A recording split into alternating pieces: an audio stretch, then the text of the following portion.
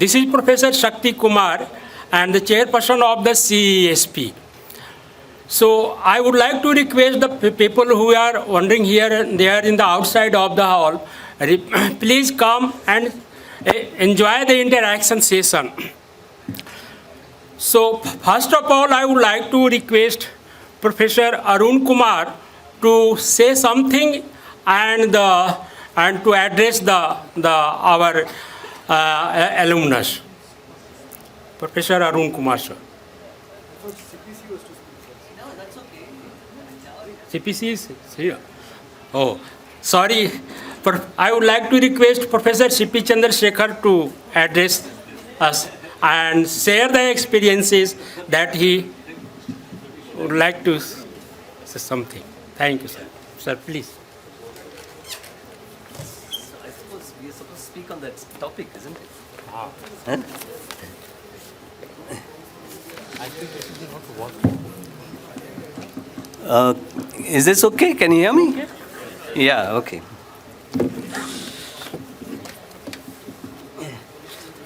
Yeah, well, I suppose I shouldn't be thanking CESP for inviting me because by accident of history, I was in the first batch of the Economic Center to do an MA. So, but I'm delighted to be here and to recognize a number of people, not all, I must confess, but I hope I'll meet all of you all as we go along. As you know, the session is meant to be a panel on a rather wide topic, which is Indian economic policy, the way forward. Let me switch off my phone. That's a difficult topic to handle partly because of the fact that you're uncertain about the environment in which economic policy is going to evolve over the times to come, and there's always the pressure that to have to choose between being pragmatic in terms of trying to understand what is the kind of policy which can be implemented going forward and what needs to be done given the situation in which we are currently. So given this kind of a wide canvas, I thought what I'll do is just start by making a few comments as a basis for some discussion anchored on where we are at today. If we look at the Indian economy, besides the hype which surrounds the GDP growth rate, we know that we have the following at hand. First, of course, there is the crisis in the agrarian sector. This is unlike the crisis of the mid-1960s, in which the crisis was one of an inadequate level of production and supply relative to demand, resulting in inflation if you didn't have access to imports, particularly PL 480 imports during that time. But whereas now what we're really talking about is an agrarian crisis in which there is adequate production and supply relative to demand, given, of course, the level of demand that there is in the economy. And really the crisis is one of the lack of viability of crop production, that you are in a situation in which, given where final product prices are relative to costs which are being incurred, you actually have a situation in which, while we are proud that we are not in a situation where, as it were, you are from ship to mouth, you face the fact that a large part of the population is engaged in an activity which actually is not particularly viable from the point of view of the relationship between prices and costs. The second, of course, is that there is the long-term failure that India has experienced despite the promise it had at the time of independence, which is the inadequate diversification of economic activity in favor of manufacturing. We know that manufacturing sector even today is something like 17% or 18% of GDP. Now that is extremely low compared to the levels of between 35 and 40%, which many other developing economies have reached. And therefore, the kind of advantages which come from diversification to manufacturing, because of the fact that there are significant barriers to entry to increases in productivity in primary production, which there aren't in manufacturing, we've not been in a position to be able to exploit that in adequate measure. The third, of course, is that therefore we essentially have a process in which, because there are limits to agricultural involution, what we have is a premature diversification in favor of services. And this is in some sense helped conceal to a certain extent the implicit failure in the kind of things I'm mentioning. And it conceals because of the fact that there exists a small component of the services sector in India, a small component, particularly in terms of employment, which is supposed to be dynamic, partly because of the fact that we've been extremely successful in software and IT-enabled services, which is a fact. And in addition to that, there have been periods when essentially based on borrowing or deficit financing, the state has undertaken expenditure which results in an expansion of public services in education and health. Not adequate, but there is an expansion. And of course in public administration and defense. And the fourth challenge is that this whole strategy we know is essentially meant that there's been over a period of time an inadequate growth in employment and a huge increase in income and wealth inequality. So you're basically talking about a strategy which not merely is successful other than for certain GDP measures, but really is one in which you have which is extremely inegalitarian in terms of asset and income distribution. So this is the environment in which we are, and in that kind of an environment, what you essentially have is that because there are limits to agricultural involution, given the crisis in the agricultural sector, the surplus labor force, the underemployed and the unemployed, basically settle into an informal and services economy. So this is, in some sense, what we need to address. These are the major challenges, as it were, if you're talking about where we're going, what it is to go forward. Now, partly, all of this, in some sense, the attention got diverted from this to a certain extent because of the fact that there appeared to be this notion that you didn't, in some sense, need to have a significantly large domestic market. Particularly, this was the perception which set in around 85, but gathered momentum, of course, we know, after 1991. So the idea was that you essentially can use external markets as the stimulus for growth. And the basic idea was that if you undertake certain kinds of policy changes, which were the policy changes which have now, over a period of time, been implemented for the last three decades and more, you would automatically see a process by which India would get a foothold and expand its position in the international market, and that would provide the stimulus to growth. So that the absence of a large domestic market to be able to provide the basis for manufactured mass consumption demand, which allows for a diversification, where despite the fact that manufacturing is not so employment intensive, the rate of growth would be such that you would be in a position, and the spin-off effect such that you would be in a position to be able to not merely increase employment, but increase employment in more productive and formal sectors. So the question is, where are we now in terms of this position? And what we know is that there are sea changes which are occurring in the international system, which makes this assumption that you can use the external market as a stimulus for growth increasingly difficult to sustain. And this comes for a number of reasons. First, of course, because of this sort of experience where supply chains collapsed and then remained clogged for a long period of time, affecting growth in the developed countries, resulting in their belief that it's necessary to, in some sense, onshore as opposed to onshore manufacturing production.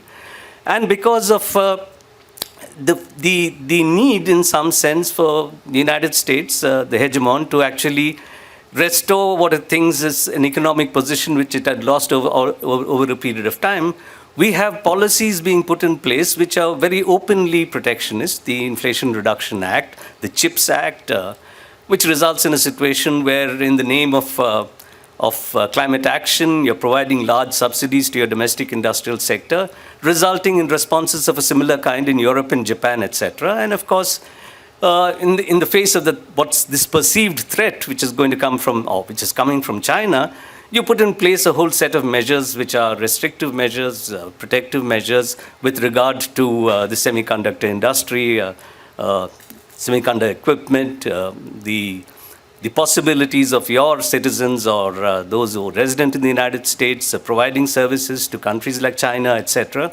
So we're basically seeing some degree of deglobalization, which makes this perception that you would be able, not that there was any guarantee, we've had it for three decades, that you would be able to register very high rates of growth based on the external market. Now, obviously, if you are in a position where you're being forced to a certain extent by outside circumstances to actually change track, then what we have to recognize is that the challenges that are there, and which I sort of mentioned or flagged for you, are challenges which are interrelated, that you really cannot have a situation where if you have the unwillingness to actually tax in a situation of growing wealth and income inequality in order to be able to generate the resources to undertake investments in irrigation, drainage, extension services, to build infrastructure, to be in a position in which you, in some sense, provide the basis for this diversification. And unless you can address the income and in asset inequality, which actually generates for you a domestic market, because if you're going to once again begin to think of turning inward, you actually need to make the market. The failure of the earlier strategy was, despite talk about land reforms, despite the talk about progressive taxation, despite the anti-monopoly drive in rhetoric, we actually know that none of this was implemented, so that the need to create an environment in which income is distributed in a fashion where you create a mass market for manufactured consumption goods, which allows for a diversification in favor of manufacturing, didn't occur. So you really are in a situation where, unless you address that, if you're forced by circumstances to actually turn inward to a certain extent, and by circumstances I mean what's happening in the global economy, then you really have to come to terms with the fact that if at all there's going to be a policy which is going to be successful, that fundamental error, which is part of post-independence economic history, which is your belief that you can sustain high rates of growth without actually having the kind of distribution of income and a kind of employment structure which allows you to be able to get the benefits of both the mass market and high productivity, are not going to be realized.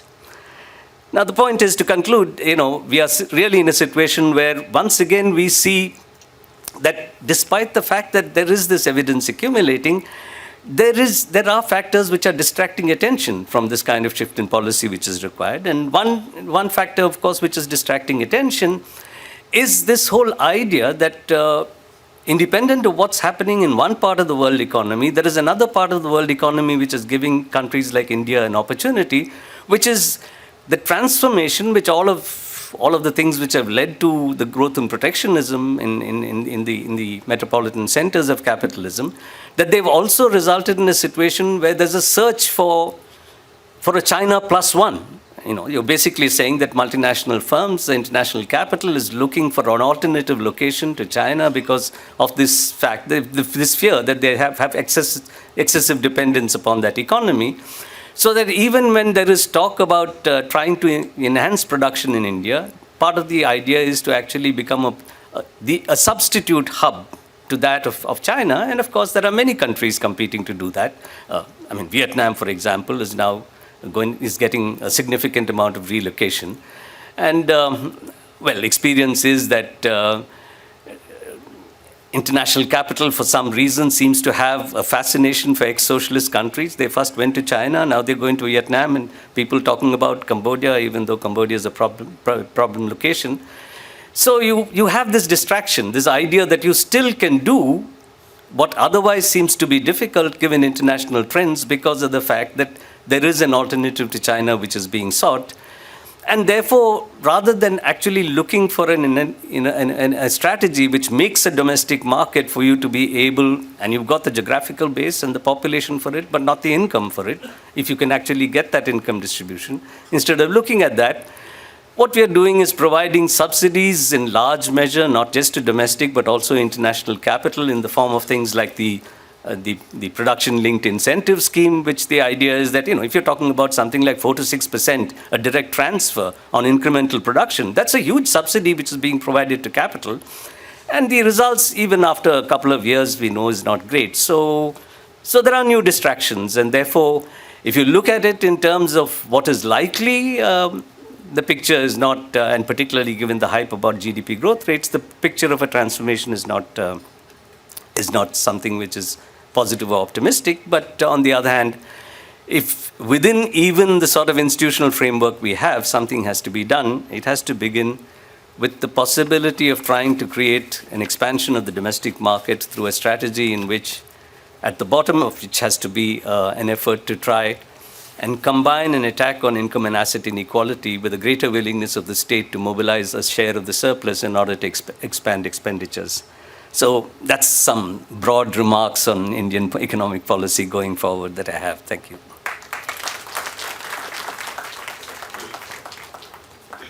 Thank you, sir. Professor C.P. Chandrashekhar has focused on the economic policy, and there is the requirement of the manufacturing sector, especially for providing the employment. Let me add something. If you divide India since 1950 to till date, in terms of the decadal growth, the first decade from the 1950 to 1960, at that time the inflation of India was almost 1.78 and growth rate was around 6. So real GDP growth rate was also positive at that time. And over the period, if you will compare the growth rate of the GDP and the inflation, and in terms of the real GDP was almost negative for almost period, but somehow it was positive. The thing is that the Indian economic policy has shifted from the government-centric plan to the private-centric plan, and there was a number of the problems that the India is being facing. So this economic policy is being discussed. The thing is that India has to provide and use reap the benefits of the demographic transition that India is getting. So and the number of the working population, especially for the youth, that has become more, and it is the right time for India to reap the benefit of the demographic dividend. So this economic policy that we are going to discuss, we shall be discussing in terms of the more in details. So now I would like to invite Professor Arun Kumar sir, so he will give us an insight of this economic policy. Sir, please.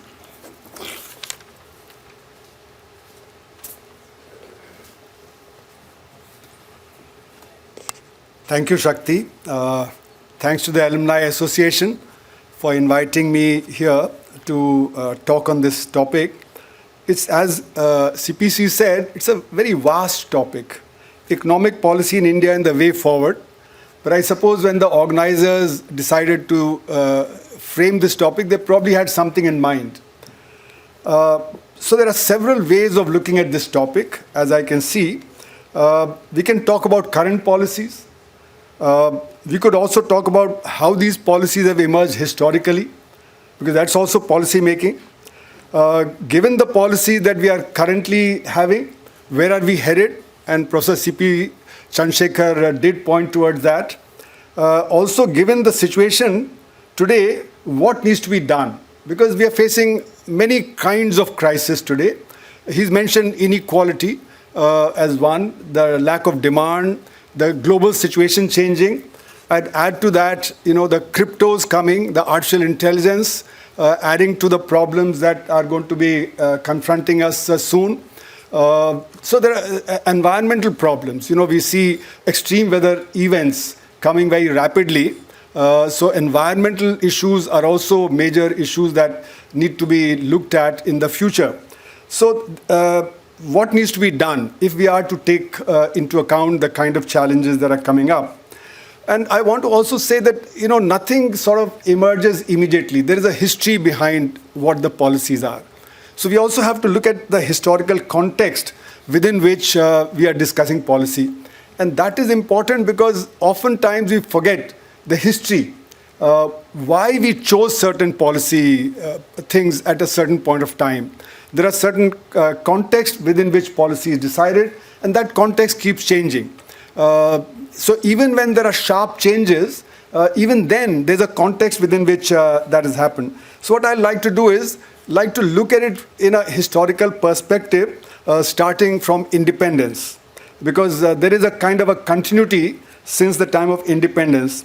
So at the time of independence, the country had major problems of poverty, illiteracy, ill health, and so on. The situation was rather bleak. The rate of growth in the first 50 years of the last century was very low. That needed to be accelerated. Investment and savings rates were very low in the 50s, and that needed to be taken into account. So in a sense, the situation from which we began was a rather dismal situation. Policy making as it was in, say, 1950, that had two aspects to it. The first was that underlying the framework of policy was that the individual is not to blame. It's the system which has to correct for the policies. Poor people could not provide schools for themselves, or could not provide dispensaries for themselves, could not provide education or employment. So we decided as a collective, we have to do this. And therefore, the state was given a large role. So one of the things that we need to understand why the state was given a large role was because of the situation in 1947 as we got it from the colonial rule. The second aspect of the policy making then was that we saw that the Western modernity, and the elite policymakers decided that we have to jump onto this bus of Western modernity. Very quickly, we have to get onto it. So we have to copy Western modernity. So in other words, copying Western modernity, and there were two paths of Western modernity that were available, the Soviet path on the one hand, the Western path of the market economy. So we decided to go for a mixed economy model with a large public sector, because that was given the leading role, the state was given the leading role in solving the problems. So this mixed economy model began from the 50s onward with the state leading. Nehru said that these are the temples of modern India, large factories, dams, etc., etc. So there was an idea that there would be a trickle down, that there would be a development of the modern sector, and then there would be a trickle down to the lower levels, to the poor people, and the backward sector would get absorbed. Slowly and slowly, as the advanced sector expands, the backward sector would disappear, and that would absorb this. But what happened was that though there was a lot of progress, I mean, whether you look at education, health, production structures, diversification of the economy, all this happened. But the trickle down was very little. And because of that, we had various problems. So the political system that we had of democracy, there, every segment realized that they were not getting the gains, and therefore there's a fragmentation of the political structures over a period of time. So in the 60s, you saw the Congress breaking up, newer parties emerging, whether it be Charan Singh's party, whether it be the other parties that emerged. And slowly there's a fragmentation. Every segment thought, unless we take care of our people, we are not going to get gains from this development path. So there's a fraying of the political consensus that emerged. Simultaneously, what happened was, there's a very large black economy that started developing. And this black economy was a means of making gains over and above what you could do through the legal means. So therefore, there's a drive to increase profits by resorting to the black economy. Now, this black economy therefore affected all our macro variables, whether it be savings, investment, whether it be export, import, and so on. And therefore, I call this the missing dimension of policy making. Because in policy making, whether you look at RBI's policies, whether you look at policies of the Ministry of Finance and so on, this black economy dimension was not taken into account. And therefore, I call it the missing dimension of policy making. And each section of population was trying to do that. So crony capitalism developed. So crony capitalism started developing in the Indian system. Now, simultaneously, what happened was, if you look at the historical context, that the global context was also changing. From the mid-70s, Soviet Union was in decline. China had a 180-degree turn where Deng Xiaoping came and he said, how does the color of a cat matter? It has to catch mice. So it doesn't matter how we grow, whether we follow socialist policies or capitalist policy, we do. So in a sense, what happened was that there was a pressure on policy in India also to change. We had emergency that came in 1975-76, and there was a rightward drift that started taking place in economic and social policies from the mid-70s. So in a sense, what happens is that in the 80s, we have the Washington Consensus. The Washington Consensus actually begins to play its role. So Washington Consensus was about letting the markets have their role. So rather than the state, it is the markets that now have to move forward. So policy making was shifting away from state to the markets. Okay? So there was this discussion that was going on at that time between the state and the market, what was better for India, etc. So in 1991, what happened was that we had a balance of payment crisis. We had several balance of payment crises even before that. In 1980 also, when Mrs. Gandhi took over, there was a balance of payment crisis at that time because oil prices had risen. There was also, food shortage because of agriculture, crop failure. So there was a crisis. We went to IMF and they imposed conditionalities on us. And with these conditionalities, then what happened was we liberalized our imports. We allowed consumer goods to come in. So the phase of consumerism in India begins from 1982 with Asian Games. You had the color television, you had the Maruti car, you had the white goods and all coming in. And suddenly the foreign debt, which was about $10 billion in 1980, by 1988-89, it had become $93 billion. And because short-term borrowing was increasing after 85-86, we could not repay because credit rating went down. And therefore, we were in a crisis. And then in 1990-91, when we went to IMF World Bank, we had to follow conditionalities, and that was the start of the new economic policies. So the new economic policies, the framework changed. The framework in 47 was that the individual is not to blame for her or his problems. But in 1991, the framework of the new economic policies was a different paradigm. It was that the individual has to take care of his or her problems. The collectivity doesn't have to take care. So everything, you had to go to the market. So if you wanted employment, go to the market. If you want education, go to the market. If you wanted health, go to the market. So this is what I call the marketization phase of the Indian economy's policy making. That it is the markets which advance, the state retreats. So in a sense, it was believed that markets are objective and state or society is subjective, and therefore the society retreats, the markets advance. So the policies that we enforced after 1991 were based on the idea that we have to have market-friendly state intervention. So it was not a complete retreat of the state. It's a strategic retreat of the state in favor of capital. So you see a lot of changes that are taking place. And one of the things that happens is that the international finance capital, working through IMF, World Bank, etc., is able to dictate policies, the Washington Consensus policies that India has had to follow. WTO came, we signed in Marrakesh in 1994, April, and then it started from January 1, 1995. And those policies are also policies which are actually marketizing the economy. So this marketizing the economy, what does it imply? It implies that market principles penetrate into all social institutions.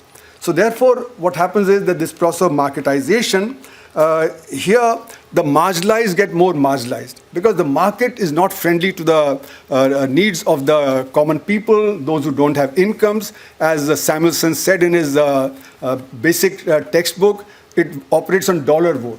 So if you have $1 million, you have 1 million vote in the market. If you have $1, you have one vote. It's not based on one person, one vote, so it doesn't go with the principle of democracy of one person, one vote. So in a sense, these policies which are marginalizing the marginal, they result in inequities rising rapidly. And what's the evidence of that? Savings rates goes up very dramatically. Tax collections start rising, okay?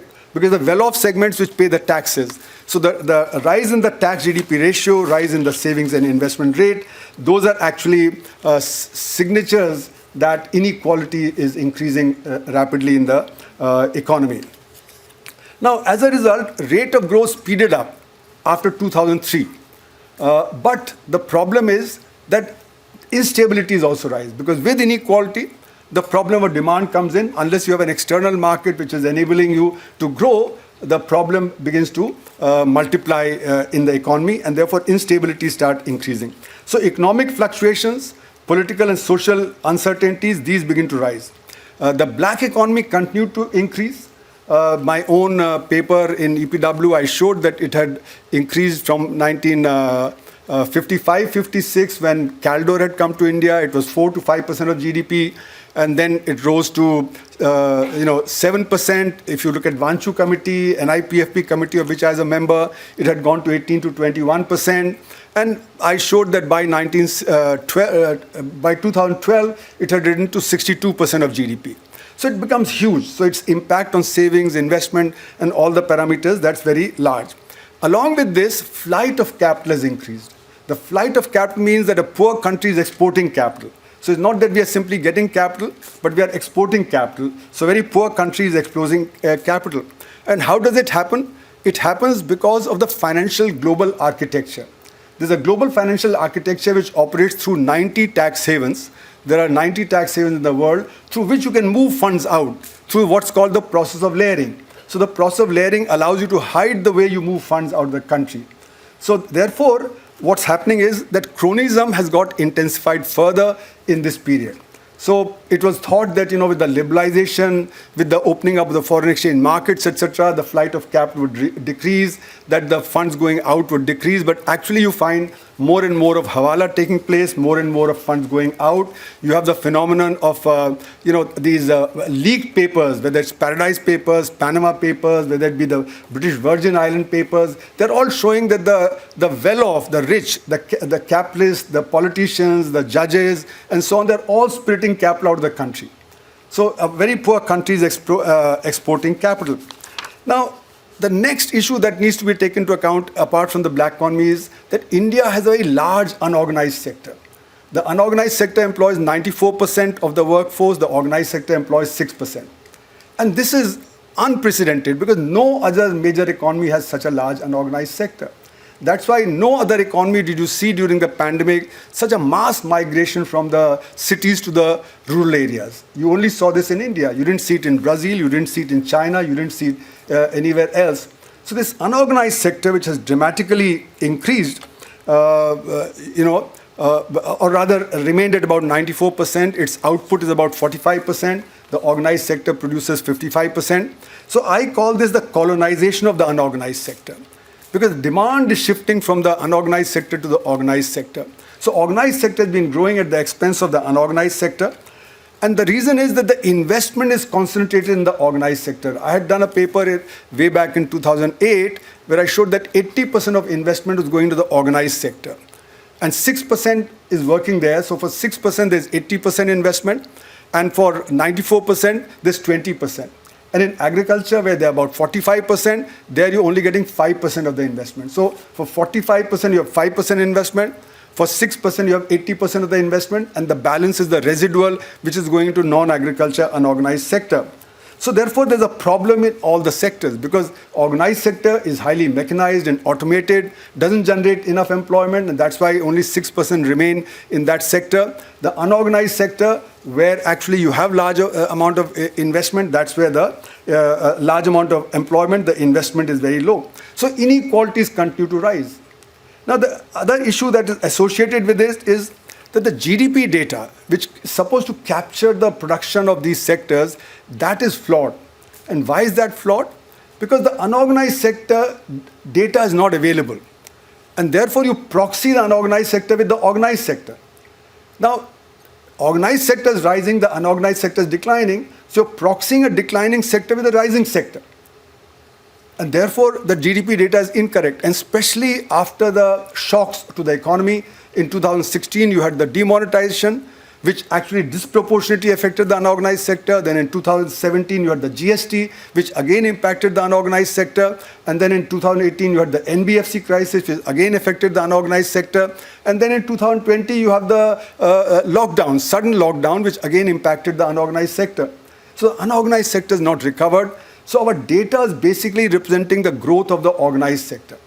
And if you look at the methodology as given in the 2017 document of the government on measurement of GDP, you find that there are 38 subsectors of the unorganized sector. Of the 38 sectors, 29 are measured using the data from the organized sector. So that proves the point that I'm making. But you can also see this in the data that's available, whether it be the growth of e-commerce at the expense of the neighborhood stores, whether you see the textile sector, the leather goods sector, whether you see the pressure cooker industry and so on. The reports from all these FMCG, etc., that market share is shifting toward the organized sector away from the unorganized sector. So therefore, your GDP data is very, very incorrect. Now, in a sense, what is happening is we have invisibilized the unorganized sector in data. It's not being captured by data. And therefore, policy also doesn't need to do anything special. Because policy says we are the fastest growing large economy. But actually speaking, if you correct for this problem that I'm suggesting, we are only growing at about 1 or 2%. So we have not become the 5th largest economy. And we are not about to become the 3rd largest economy, as the government says. But in the government's perception, we are already doing very well, and therefore nothing special needs to be done. So it's invisibilizing the unorganized sector, both in terms of data and in terms of policy. Now, as a result of all this, because unorganized sector employs 94%, our unemployment situation is acute. But in India, our unemployment figures don't reflect the true unemployment, for the simple reason that there is no unemployment dole. So if you lose a job, it's not that you can wait to get a job. You are very poor, you have to do something. So we produced a report on employment and unemployment last year, where we showed that 320 million Indians have some kind of proper job. 280 million don't have proper job. Because there are 4 kinds of unemployment we identify. One is straightforward, you're looking for a job, not finding a job, you're called unemployed. Then you are underemployed because you go to the market, you don't get 40 hours of work, you get 10 hours or 12 hours. The employment definition is if you get 1 hour in a week, you're employed. But clearly you're underemployed if you get only 1 hour a week. Even if you get 24 hours or 36 hours, and 8% get less than 24 hours of work and 16% get less than 36 hours of work. So those are underemployed people. And then you have disguised unemployment in agriculture. And then you have the people who have stopped looking for work altogether. And that's why your labor force participation rate is very low. So these 4 together, they add up to 280 million. So our problem is how to provide jobs, proper work for these 280 million. And along with that, the question is how many young people are entering the market every year for work.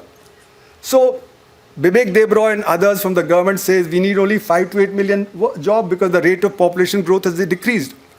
But the rate of population growth today is not material for the people who are entering the workforce today. Those who are 15 years old, 15 years earlier, they have to be counted. So when we did that counting, we found 27 million people are entering the workforce in the age group of 15 to 29. And out of them, 25% women will not actually do a job because of social reasons. So we subtract that and we get to a figure of 24 million. So we need a backlog of 220 million who have to be 280 million and 24 million every year. So the problem is acute because the organized sector is generating only 500,000 work every year. Now, what is the government strategy in all this? The government strategy is what I call the twin strategy. On the one hand, create chaebos, Daewoo, Hyundai, big conglomerates, into all the different sectors. So we have Adani, Ambani, Tatas. They're being allowed to enter all the different sectors, to make them very large. On the other hand, keep 80 million poor and turn them into labhartis. Give them gas, give them, computer, give them, cycles, give them money for agriculturists, and so on and so forth. Okay. So 80 crore you have labhartis, and you can keep saying at the time of election that we're giving so much this thing. So politically you take advantage of that. The result is massive growth of inequality in the economy because you have these wealthy people. So at a very low per capita income, we have the 3rd largest number of billionaires. That can only show that we have a large problem ahead of us. So this twin strategy, this problem of lack of demand, which Professor Chandrashekhar had already mentioned, growing inequality and the lack of demand, that is posing challenges going ahead. What are the kind of challenges that are coming ahead? As I already mentioned, technical change is intensifying. With ChatGPT coming, large learning models coming, unemployment will be at a very high level. Even call centers, BPO jobs are going to disappear. Not only semi-skilled jobs, but even skilled jobs are likely to disappear with the coming of ChatGPT and the way these large learning models are moving jobs of doctors, jobs of engineers, etc., architects, even painting, sculpture, those are also on the line. So therefore, in a sense, given the kind of education we have for vast bulk of the population, there will be people who will be left out of any kind of work in the coming years. So cryptocurrencies are coming, which is going to change the way we do our macroeconomics, because banking will be affected by cryptocurrencies. CBDCs are already there, the central bank digital currency, So CBDCs are affecting already. If crypto rises again, with the rise of crypto, crime will also rise, because it's difficult to track people. So illegal payments, hacking, and all that is going on. India suffers from inadequate R&D, because R&D, which actually makes you dynamic. We spend 0.7% of GDP on our R&D, whereas China spends around 3%, and its size of the economy is 5 times ours. So China is spending roughly 25 times more on R&D than India is doing. Therefore, we went to sign RCEP. On the last day, we didn't sign because we realized that RCEP would be dominated by China. And we didn't want to be dominated by China. But the problem is, by staying out of RCEP, we are doing ourselves a disservice, because we have to trade with the same nations. So whether we stay in RCEP or we outside RCEP, either way we suffer. We are trying for trade agreements with Britain and other countries. And the problem is again technology, because we lack the technology. We're not able to bargain well for our interest. So in a sense, what we need to do today is to be careful about the coming 5 years. Is going to pose a huge technological challenge, apart from the economic challenges, apart from the global problems that are coming, the domination of the international finance capital on our policy making. So the road ahead is, I think, likely to be more difficult than what we've seen in the past 5 years. Thank you very much for your patience.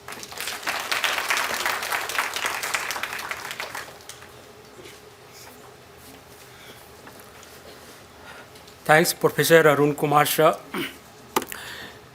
You have discussed about the economic policy that is related to the market-oriented. That's true. But among these difficulties, India has achieved the 5th rank. And India is expecting to be number 1 country in around 2047. And India is expecting to be the declared as a developed economy. So being a declaration of the developed economy, any economy needs the per capita income of $22,000. But currently India has only $2,500. So say there is a huge gap for getting the declaration of the developed economy. And second is the HDI. So if you talk that at the global level, number 1 country, number 2 UK, USA, then China, then Japan, then Germany, and 5th India, 6th UK. We have defeated India, but that was in terms of the nominal terms. But if you comparison in the terms of the per capita income, the per capita income of India is $2,500, but of the China it is $9,000. So there is a huge gap between India and China. It is true that India is going to face the problem of various problems globally, locally, and so on. But among these problems, India has to manage, because if you see the share of the government in the total expenditure of any economy in the world, that is not going to more than 22%. In the USA, it is just 17%. In the case of the India, it is just 12.3%. And since 1950 to today, the share of the government in the total expenditure is total income, that is increasing from 6.6% to the 12.3%. So it is the responsibility of us. If you will calculate y is equal to c plus I plus g plus x minus m, so share of the c is around the 58%. Share of the I is 33%. And share of the G is the 12.3%. So it is the limitation of the government. That's why I would like to add here that it is the responsibility of yours, it is responsibility of me, and it is the responsibility of whole not only the government. Government has to play a facilitation role, and it is our duty to how to manage, how to decrease the inequality that we are facing today. So in in continuation of the discussion, let us invite Suma Athreye. Please come on the deck.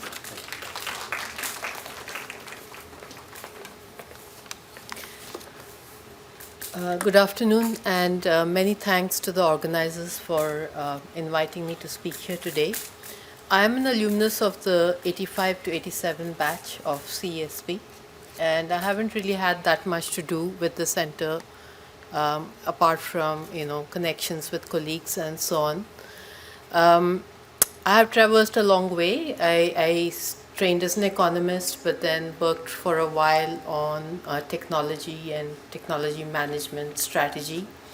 I taught in a business school. I went back to economics department. So I wouldn't call myself an economist in the same mold as let's say CP or CPC or Arun Kumar, but I'm a trained economist. And of course, what I learned in CESP during my very formative years have played a huge role in my thinking about the world and the way that I view policy. So I know the topic of today's discussion is India's economic policy going forward, and I'm pretty sure that there are big challenges ahead.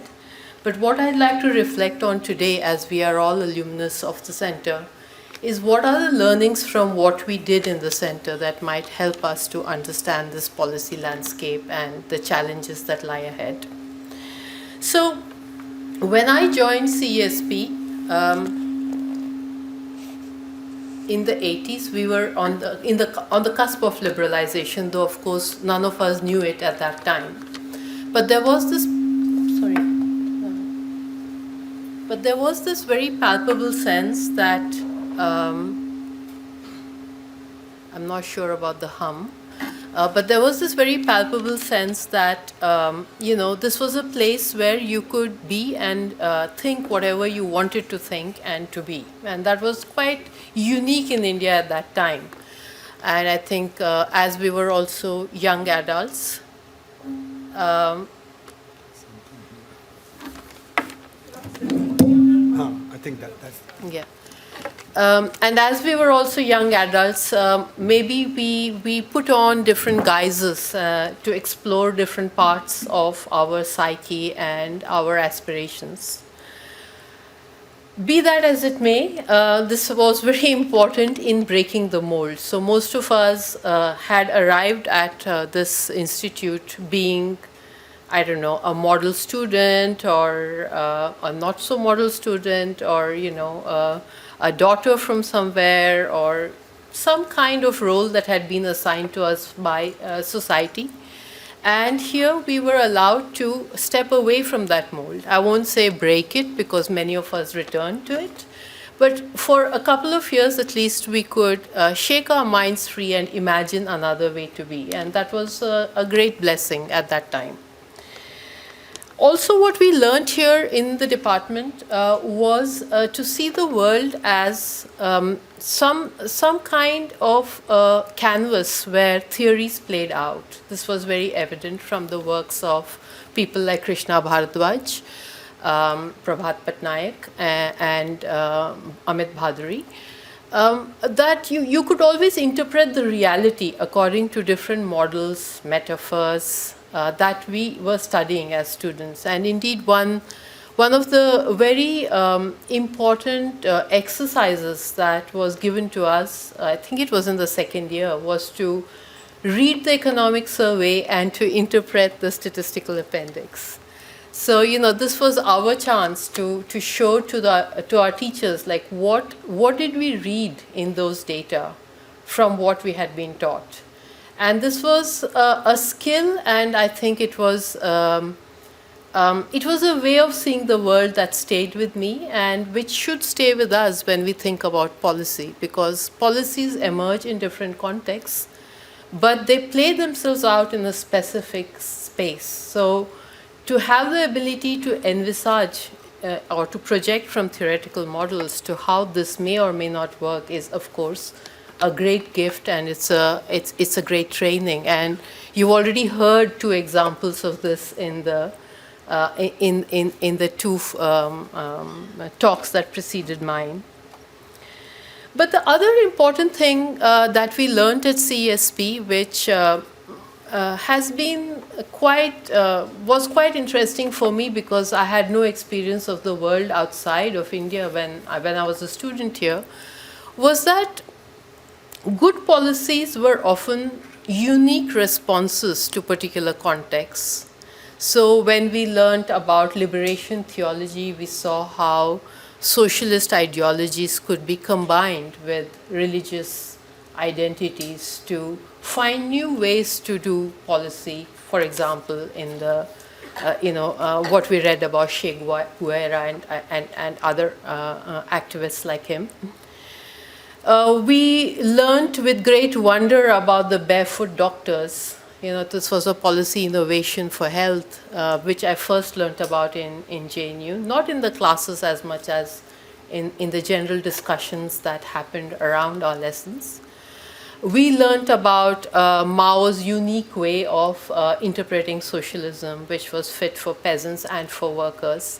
And the lesson, at least that I took away from all of this, was that good policy must be something that's unique to the context that it seeks to resolve.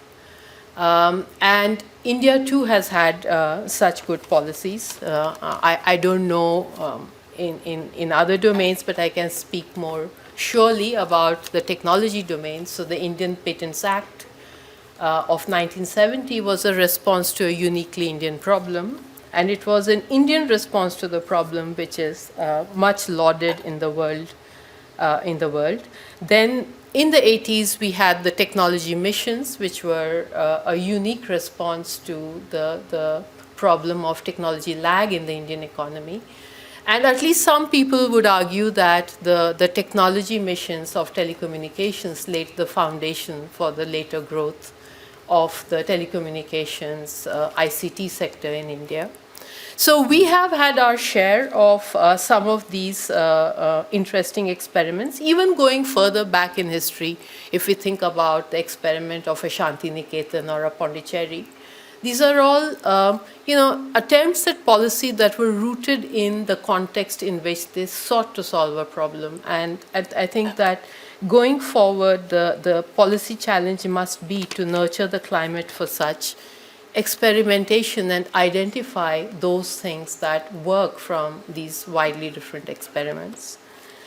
But who will show this creativity and experimentation? Again, in my years at CESP, we saw both teachers and fellow colleagues engage with action in the social space, which was not confined only to academic thinking and elaboration of models, but also to actively taking part in being a solution to the problems that they saw as important. So I'm thinking about a very young Jyoti Ghosh who joined our department and was known to spend her summers teaching at this grassroots learning organization called Ekalavya, which was to try to teach those that had no access to schools. So JNU has had, and some of our colleagues in CESP left after their masters to set up this non-governmental organization and embed themselves deeply into one context. This organization was called Samaj Pragati Sahyog, SPS.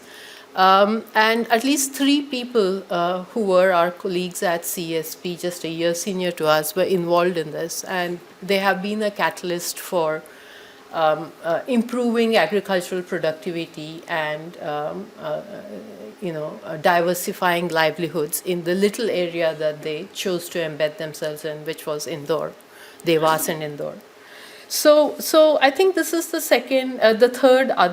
third lesson that I took away from my time here at CESP, that maybe we are trained to look at models and to study the world in terms of certain categories and abstractions, but There's another world out there which, if we have the passion and the commitment, we could also play a part in, and that can help to inform better policy, especially in a country as diverse as ours, where no two contexts would. For every example you give of one particular, I don't know, a theory or a success, there would be 1,000 other different experiences. So let me also then end with what I learned from my other education in the UK and elsewhere, and which I feel may be the biggest challenge of all for policy in India going forward. And this is what I observed in England was that however diverse were the opinions about what should be done, there was always this sense in every institution of working towards a common public purpose. Since I have come back, I'm deeply disappointed with this aspect of our institutions in general, and I think this is going to be the biggest problem for policy going forward, the inability to find a common public purpose. So no amount of experimentation or intelligence can overcome this. And I think that if we want to take our place in the world, as we should, as a big economy and as an economy that can be a beacon of light for other developing economies, we need to develop within us this sense of public purpose. And I'd like to stop here. Thank you.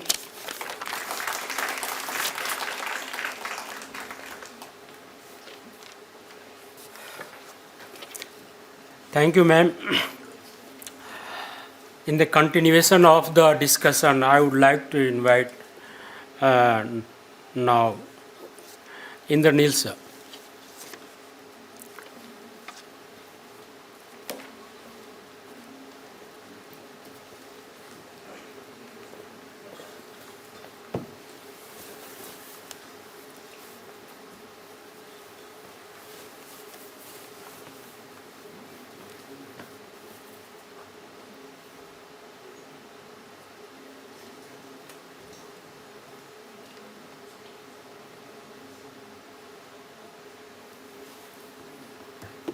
Thank you, Professor Kumar and friends. Just to introduce myself, I graduated from CESP in 1991. We were Professor Krishna Bharadwaj's last batch, and she was not just a great scholar and a great teacher, but I think all of us remember her as a very, very great human being as well. So since leaving JNU, I have been in the markets now for over 20 years. I work as a managing director in one investment bank in Mumbai. And I thought that what I will do is talk about the interface of markets and policy, how the markets perceive India, how policy responds to markets, and so on. So I think that I will divide my part into three. First, talk of the long run, and then come to the immediate challenges, and then talk of the markets, very, very briefly. So I think that it's difficult not to be bullish about India in the long run. I myself have been writing from 2016 that India will overtake Japan as the third largest economy in the world in 2027. And the work I have done since shows that we should be about $45 trillion by 2052, maybe around $88 trillion by 2073. So by all accounts, this is going to be a large economy getting larger, a large market getting larger. So that is one side of the story. The other side of the story is that this is an economy which is in the 130s in terms of per capita income which is again in the 130s in terms of HDI. And even with all this glorious future, it's possible that the max we will go is to where the Eastern European countries are, 40 to 75 years later. So I think that it is important to talk of the aggregate, because that is how you talk of the market, and that is how you get people to invest in India, because they get access to a very large market. But it is also important to understand that this is because there are more than 1 billion people, and there is a vast difference in living standards, between India and Japan. Although, in terms of aggregate GDP, we may be the same in the next couple of years. So I think that when we look at my assumptions, I have very, very conservative assumptions of about 6% growth, 5.5% inflation, 2.5% depreciation till, let us say, 2047, and then 3% growth, 3% inflation, and about 1.5% depreciation. When we look at the drivers, I at least see three. One is the demographic dividend that is coming for us and will probably peak somewhere in 2041. So the obvious question is that what will that bring? I mean, is it going to bring the kind of burst of growth and prosperity that Asian tigers saw?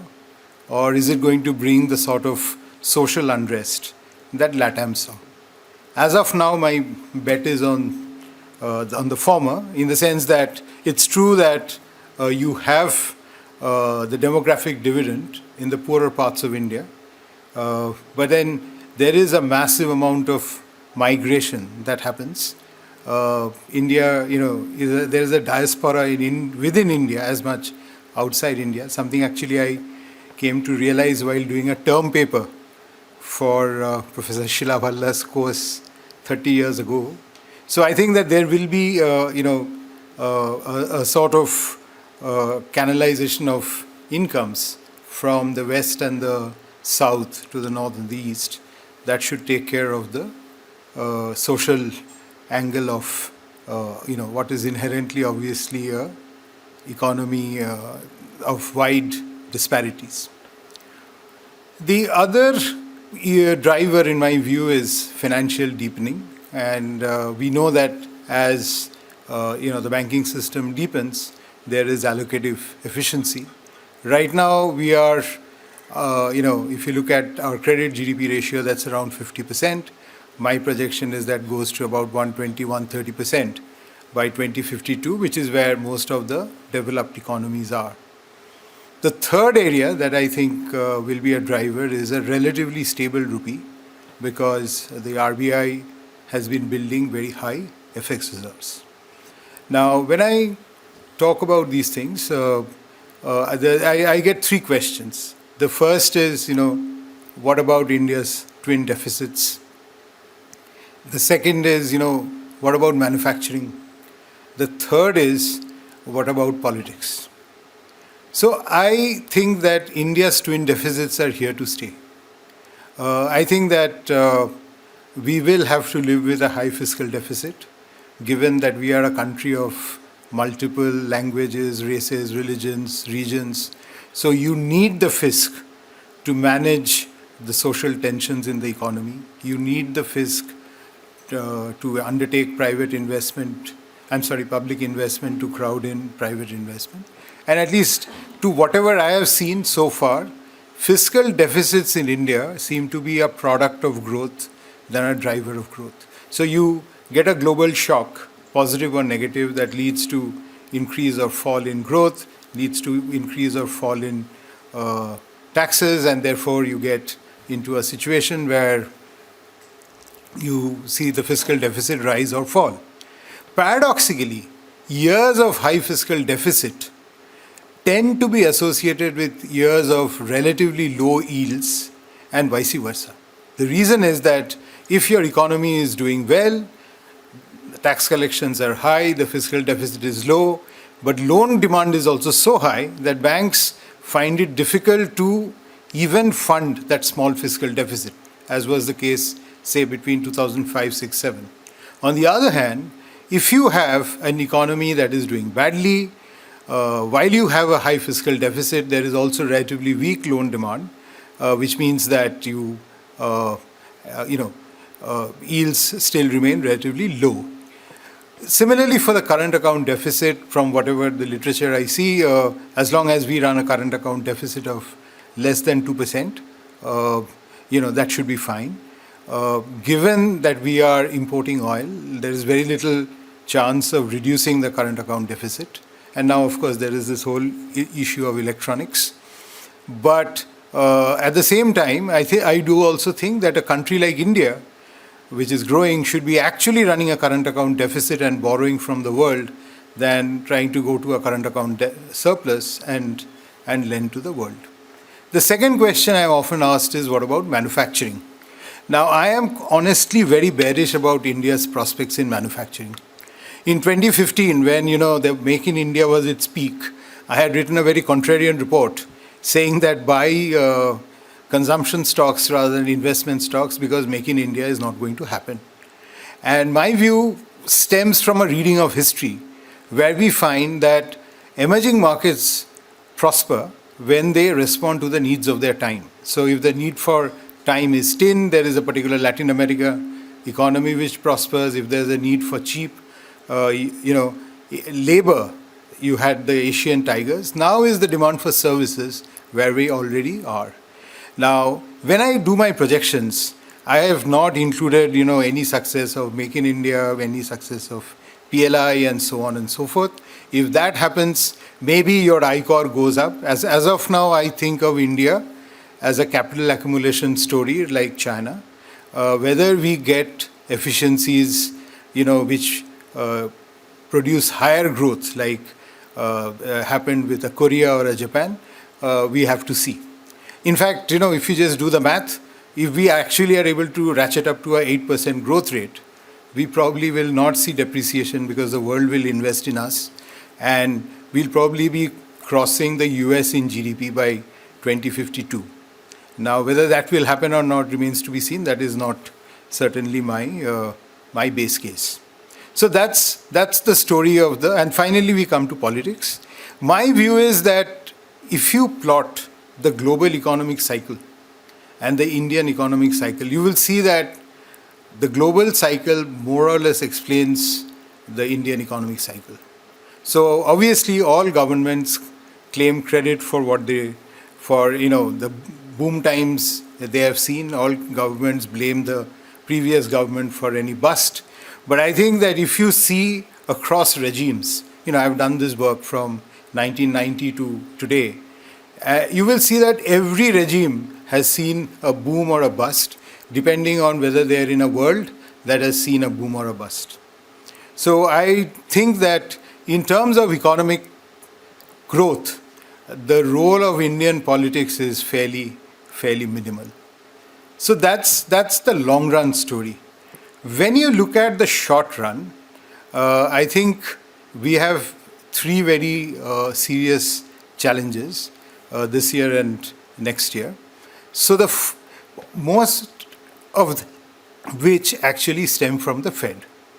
Because the Fed has been raising rates, the RBI has also had to raise rates to manage the currency. Because the Fed is raising rates and leading to a global slowdown, our external demand, exports, etc. have also slowed. So traditionally, India has tried to balance any global slowdown with, trying to stimulate domestic demand. That is something that is not a choice, not just for India, but for any emerging market at this point in time. So I think it's inevitable that the economy keeps slowing. And in fact, if you took out the base effects of certain quarters, I would think that the growth of the economy has been around 5.5%, even in the last 2 years.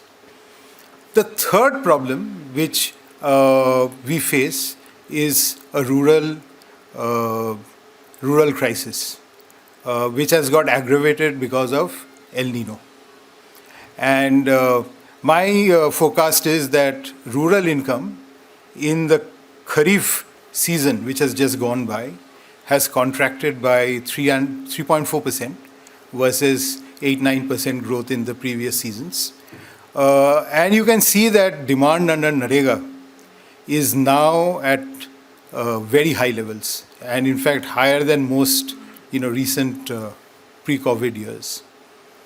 So faced with this, I think the markets expect the government to respond with expansionary policy, which it probably has. I think the markets initially wanted a more consumption-oriented strategy, which most countries have followed. Our government has responded more with an investment-led strategy. Now, one view that the government has is that, look, public investment has a greater fiscal multiplier than, public support to consumption. But then again, that comes with a lag.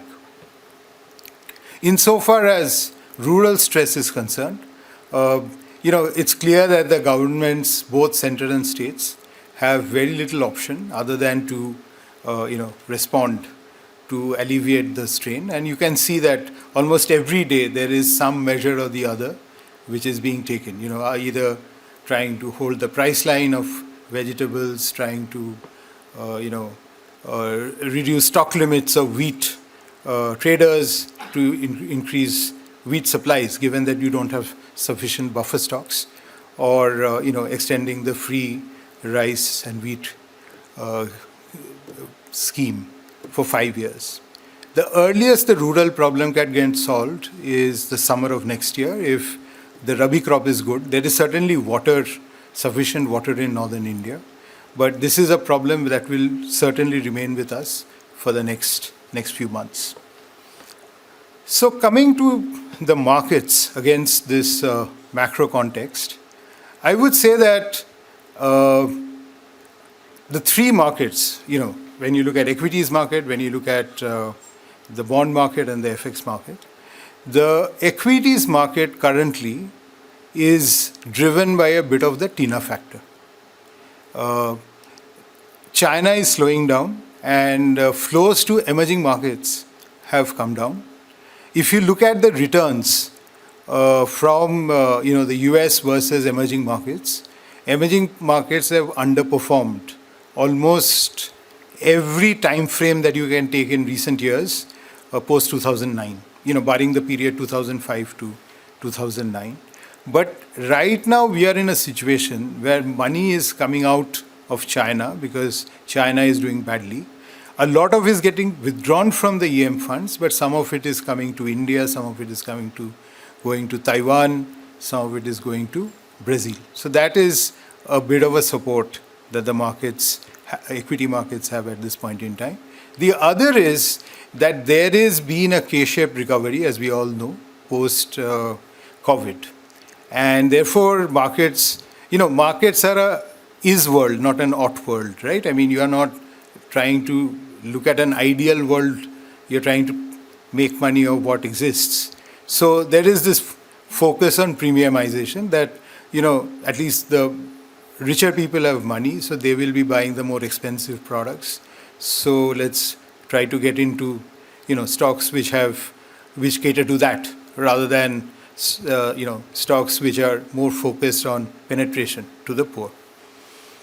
Now, in that sense, I think that a lot depends on how China swings. If there is a recovery in China, again, you will see money flowing back there because clearly valuations are very cheap there. Turning to the bond market, I think that the bond market has had its share of pain because the RBI has been raising rates. Globally, people have moved out from the bond markets. But I think the picture will change as we step into 2024 because sooner or later, I think the rate cycle will turn. If you look at real rates, Today, the US is probably running a real rate of 2%, which is almost close to its potential growth rate. In India, the RBI is now running a real rate of 2.5% vis-a-vis core inflation, which is also very high. So I think sooner or later you will see a turn in the rate cycle, and that will benefit bonds. In addition, the Indian government has now got listed into the JP Morgan Emerging Market Index, and that will get us about $20 billion. Finally, coming to the FX market, we think that there could be a bit of a appreciation in 2024 on a very temporary basis, given that the dollar had strengthened a lot because the Fed was hiking rates. It's only natural that once the Fed is seen to be done, once the Fed is seen to be cutting rates, the dollar will weaken and we get a cross-currency benefit of that. The other, from a slightly more long-run perspective, I would say that depreciation, in my view, should be lower, maybe about 2.5% from about 5% earlier, because the RBI has begun rebuilding FX reserves. So there was a time in my life I worked at the RBI. At that time, Governor Jalan and Governor Reddy headed the RBI, and they initiated a strategy of building FX reserves China style, to guard against global shocks. That policy somewhere, meandered away, and we saw, India actually being termed a fragile five. I think with Mr. Das that has returned, and therefore we should see a relative stability in the rupee. So, I fully agree with Professor Arun Kumar that we are in challenging times. This does call for, very nimble-footed policy. On the one hand, there is an economy that is facing strain from not only the global factors because of a slowing world economy, but also domestically because interest rates have gone up. Real lending rates in India have gone up 1,000 basis points, if you see, from March, April 2022.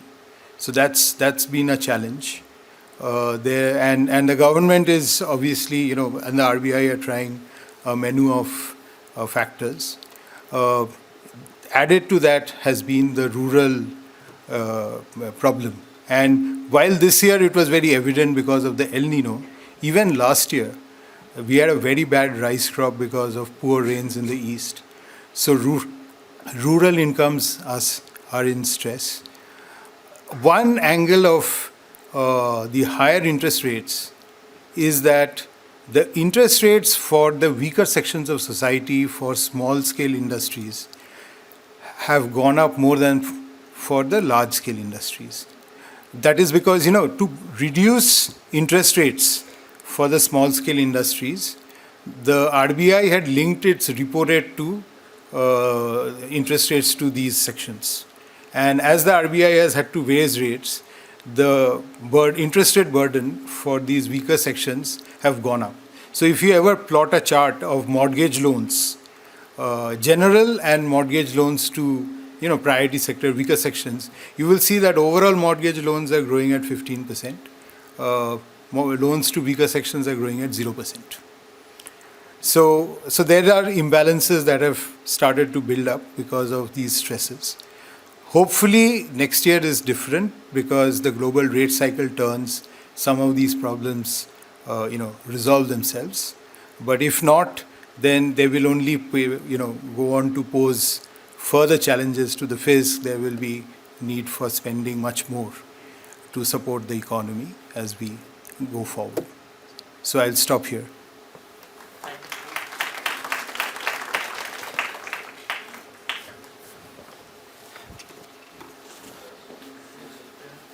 Thank you, Indranil sir. So I think it is very boring session or panel discussion on the economic policy. However, we have to learn as we, number of the teachers who have taught me in 92-94 batch. Professor Arun, Kumar, CPC, they have taught me also. And some teachers are sitting. Soumya sir is teaching there. He is sitting there. He was also my teacher in the graduation level. In the continuation of the discussion of the economic policy, the thing is that who will bear the burden of this growth that is being financed by by India. Think for the tax, how much government is taking tax. Suppose 100 rupees being spent for financing the Indian economic growth. So out of that 100, 58% is being collected from the tax and 35% from the loan and 7%. It means 93% out of 100 is being taken either from the tax or from the borrowing. So 7% is being taken from the disinvestment. I want to say that whatever the being policy has been adopted by the government of India, directly or indirectly, the poor people and middle class of the people are facing most of the problem. In the continuation of the discussion, let us invite Sukanya Bose.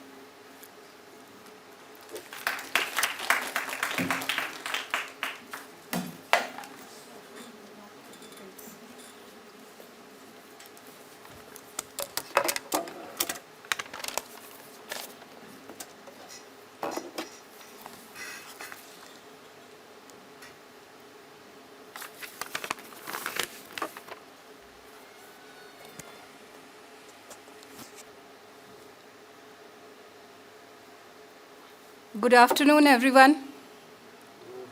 Yeah, so I know this is the post-lunch session, and we were just discussing whether we should have kept a session like this or not, or we should have just kept it to reminiscences and more interactive. So, but unfortunately, we've planned it this way, and let's just continue for a bit, and then I think we'll open it up for question and answers. So, so I'm Sukanya. I work at the National Institute of Public Finance and Policy. And I was here as an MPhil PhD student in the mid-90s. 1996, I joined here for my MPhil. Let me just share some thoughts that I have. Of course, I'm deeply honored to be here as part of this very distinguished panel with two of my teachers who are sitting here and other seniors of CESP. I must start by saying that I owe such a lot to this institution, not just my formal degree and training. Unlike many of you who have had the opportunity to come for their masters, I only arrived here for my MPhil PhD. So my time here as a student was short. Of course, as a research scholar, I have had a long time here. But this department indelibly shaped my social and political outlook in a very short time. So through their excellence in teaching, guidance, their own research and prolific writing, both academic and popular writing, activism, public speaking, our teachers carved out a path for us. We as a community of students have walked on it and found our own expressions.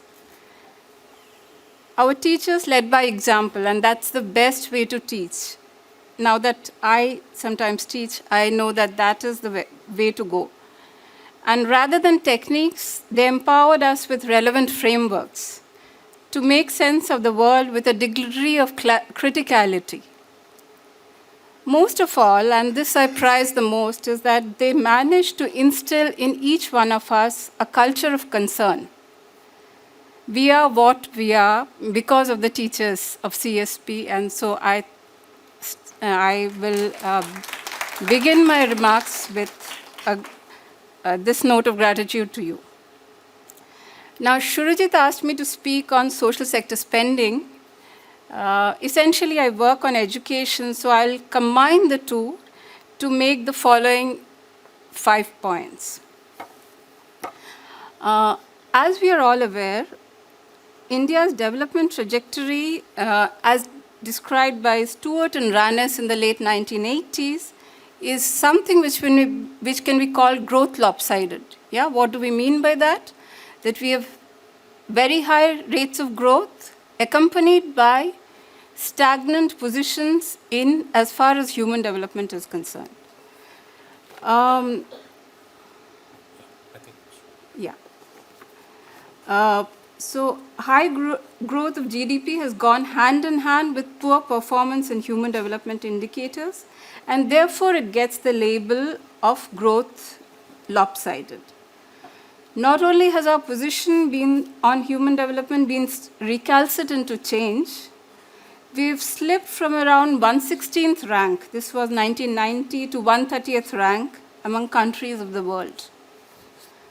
This is in marked contrast to our high growth story, where we are among the fastest growing economies of the world, and I say it in quote unquote, as per the official data.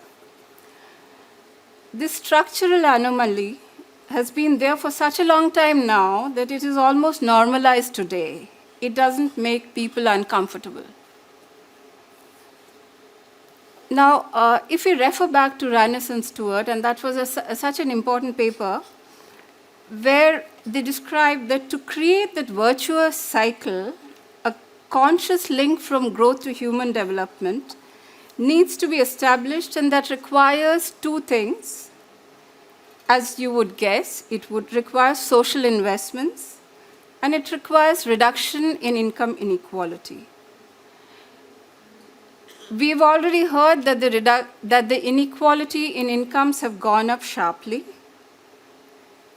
The public expenditure on the social sector has remained in the range of 5 to 7% of the GDP in the last 30 years.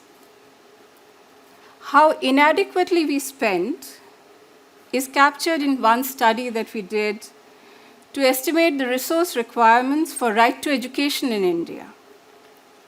Right to education, as we know, is a fundamental right guaranteeing every child in the age group 6 to 14 schooling of a reasonable quality. Along with a legal entitlement, right to education is a social vision and a policy document as a way forward. It describes in detail what kind of education we want for the children of this country, so as to ensure equality of opportunity for all. So we do not want mere enrollments. We want, in a meaningful sense, equality of opportunity for all. And what are the material conditions that are required for this, which are non-negotiable? Now, contrary to common perception, compliance on RT is very low, and there are enormous gaps in basic conditions of schooling. In states like Bihar and Jharkhand, teacher shortage, as per certain minimum norms, is almost double the number of working teachers. So a normative estimate meaning what is required as per the norms, vis-a-vis the actual spending, shows the need for an additional resource requirement of 1.4% of the GDP for elementary schooling alone in India. That is a near doubling of the present levels of expenditure on elementary education is what is required. Not only is the physical gap very large, it is very unevenly distributed across states. So the poorest states have the largest gaps, calling into question the existing mechanisms of fiscal federalism. Now, my next point is that this obvious inadequacy, which is so obvious to most of us, at least those of us who are looking at the data closely or have a connection with the field, however, is not recognized in the mainstream policy discourse. Every bureaucrat I speak to denies the gap, no matter if the official data itself is showing it.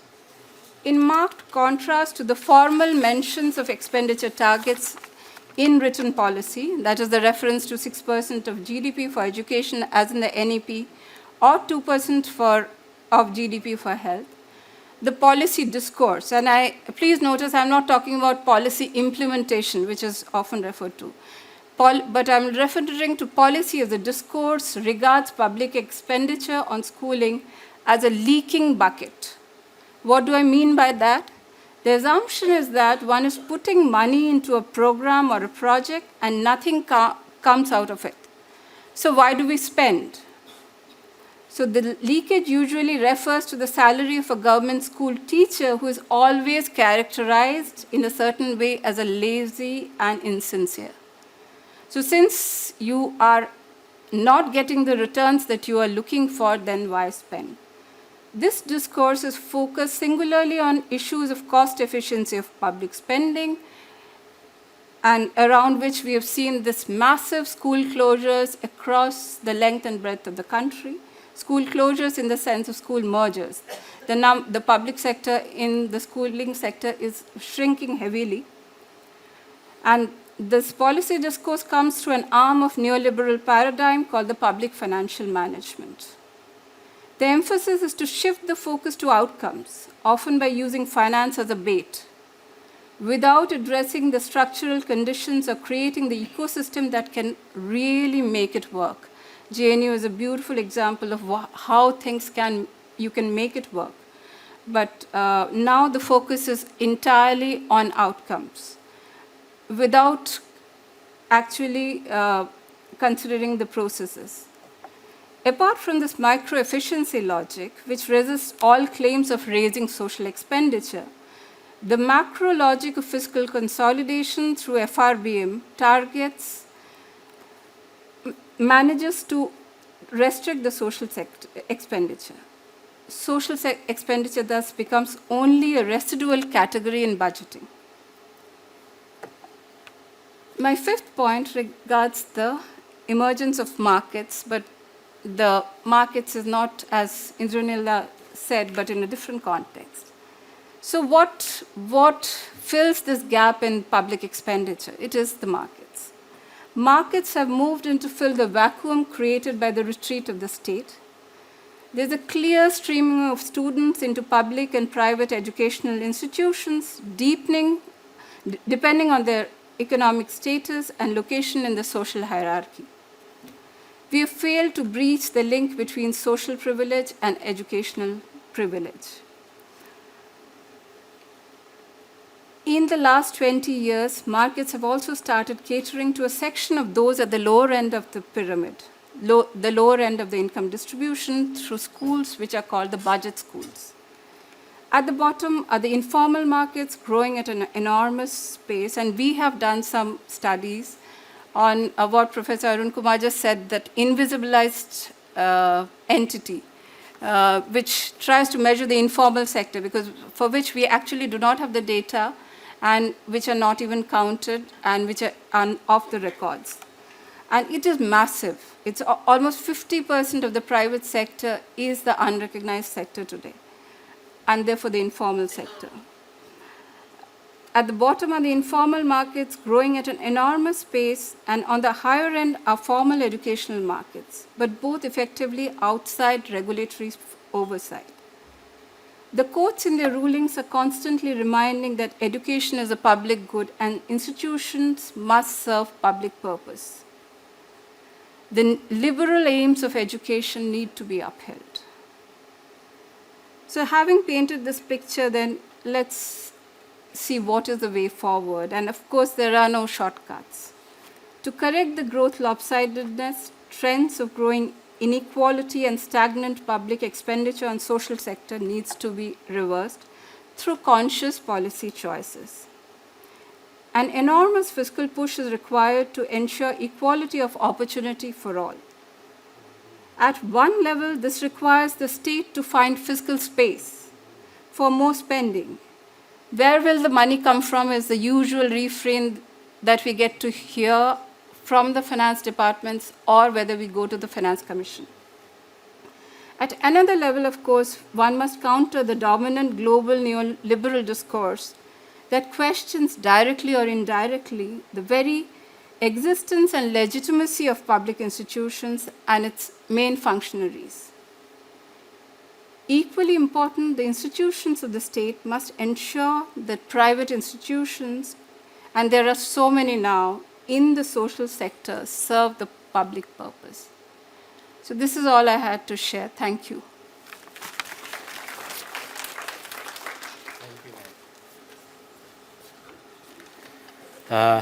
In this continuation, without wasting our time, I would like to invite Rajesh Mahapatra sir. And at 5 o'clock, we have a cultural program. In this, there will be a classical music by Dr. Malchanda Chakravarti, and there will be group band music program. So please be here at 5 to 7. There will be a cultural program. Sir.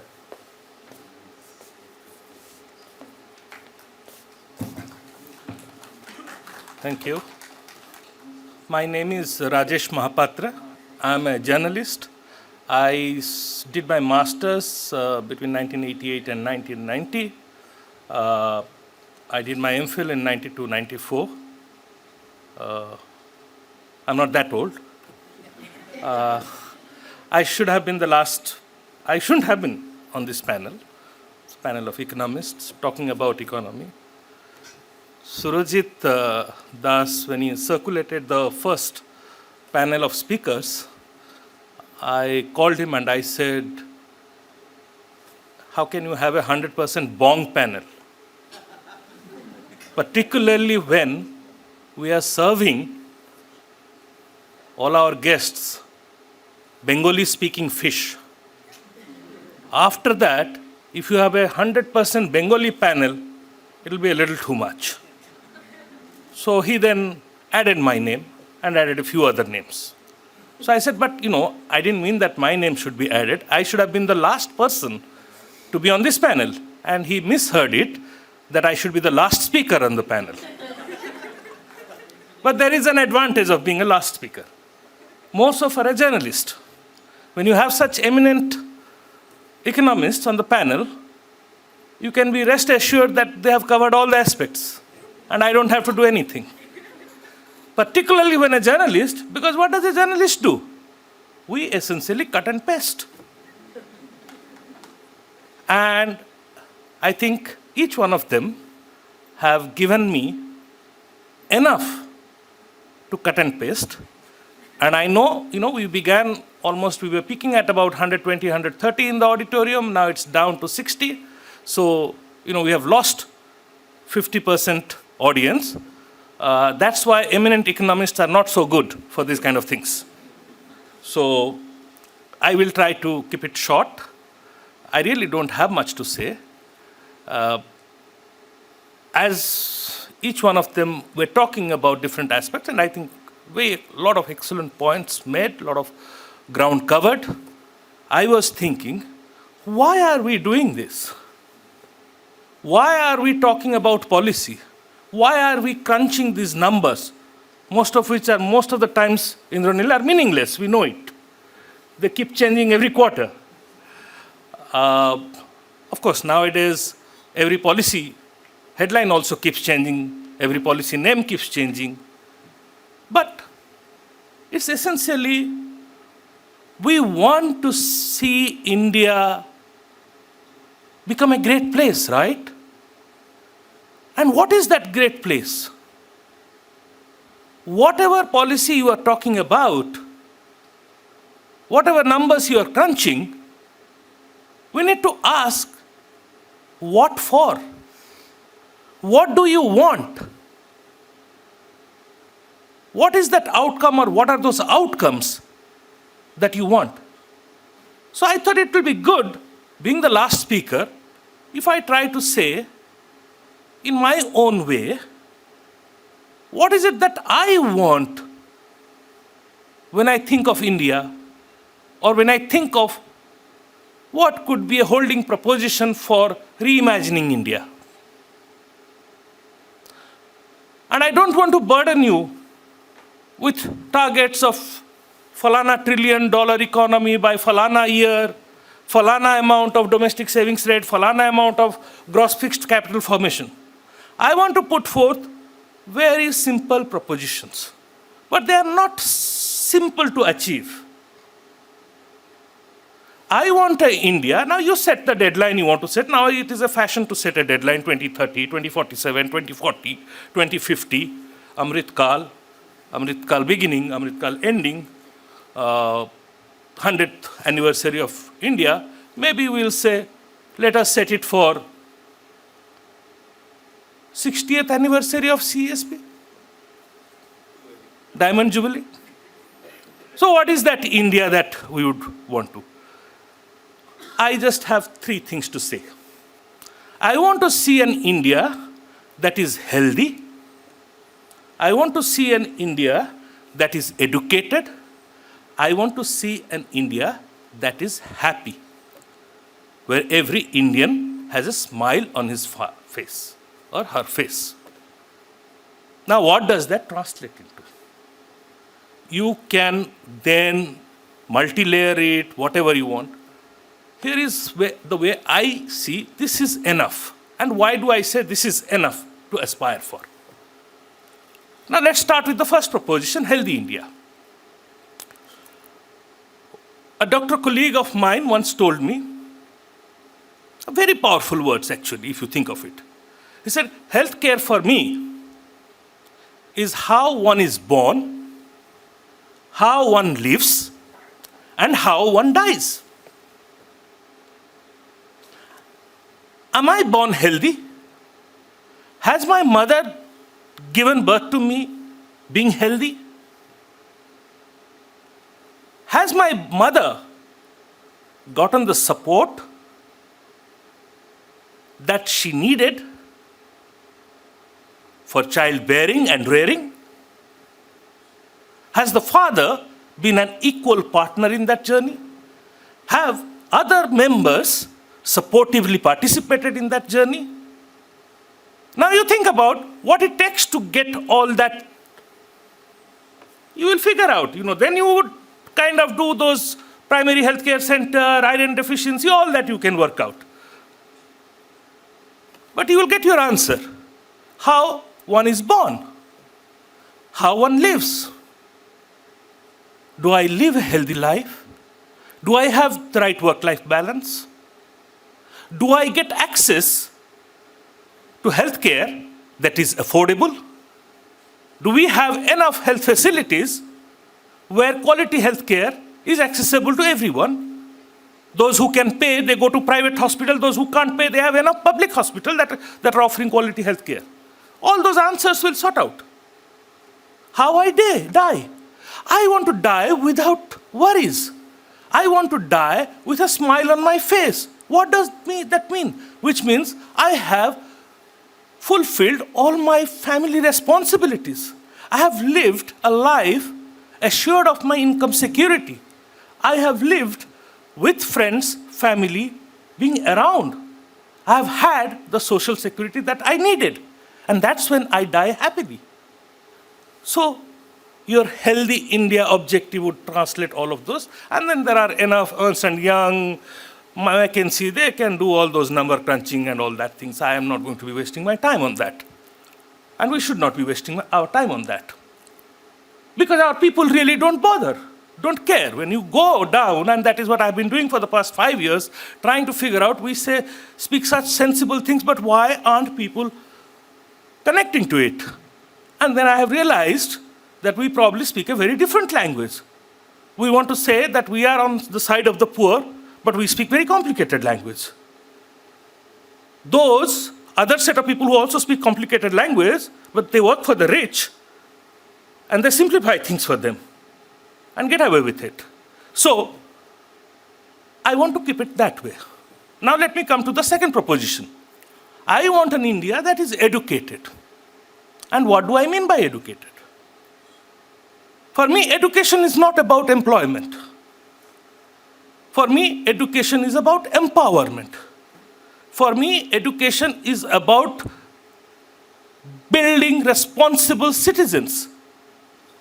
for me, education is about creating responsible, empathetic, social members of the society. If we look at education that way, we will then know what kind of education system we want to build. And then we will know what is wrong with what we are doing. And why I say this today, educated, because in this country today, everywhere you go, there is skill India.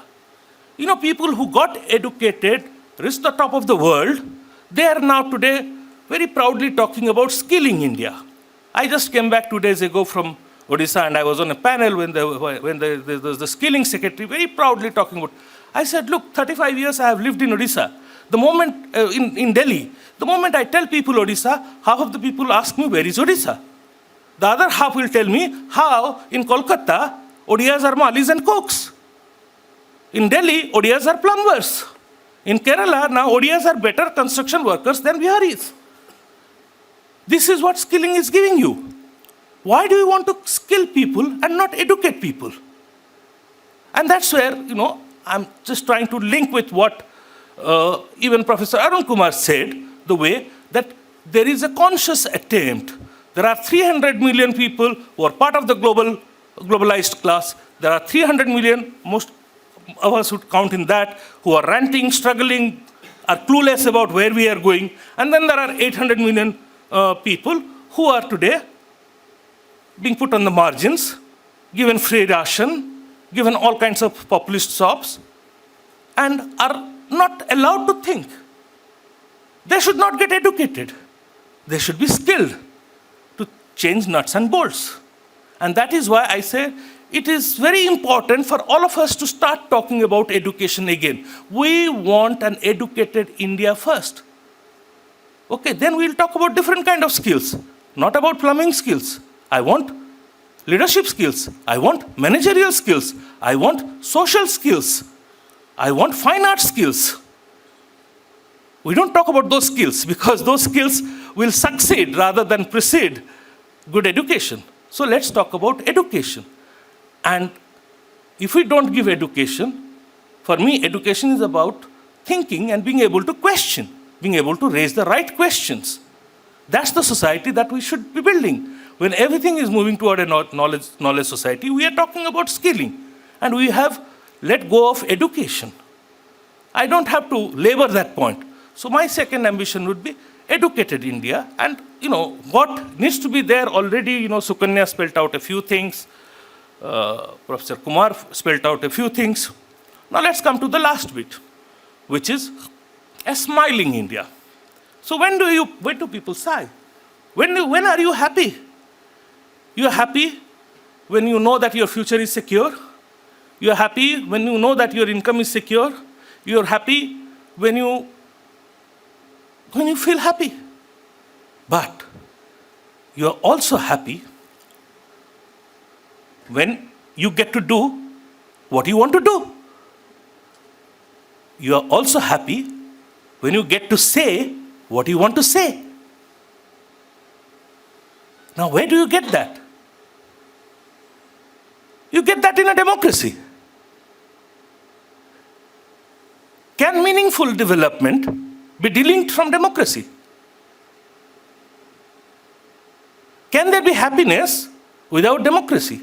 I know the Bhutanese king promised that, gross domestic happiness can also come in a monarchy. He defines that happiness.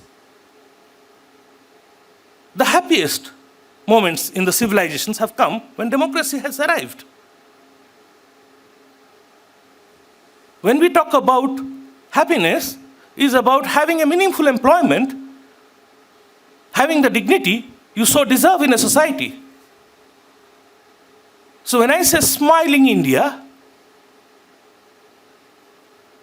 I envision an India where the roots of democracy are deepened further, not weakened. So a healthy, educated, smiling India, that is how I would articulate. And I think in order to flesh this out, I think some of the excellent points that came up, you heard them. I don't have to repeat them. I don't have to hold you back. There's chai waiting, and I think there's some interesting cultural program waiting. Thank you very much. Keep coming back. We promise that next time onward, it will be more frequent that the alumni will meet. We today discovered, I'm taking 2 more minutes, just 2, because I don't know whether we'll get an opportunity, we'll repeat it. We discovered for the last 3 months, we are struggling to find volunteers to not let go of the idea of CESP, to consolidate and build on it. We have been having a tough time, but thanks to students from here that we have managed, pulled it off, in a short time against a lot of challenges. We also, I think it was announced in the group, Mr. Subbu will announce it when he's here, that the CSP Foundation got registered yesterday, and we had almost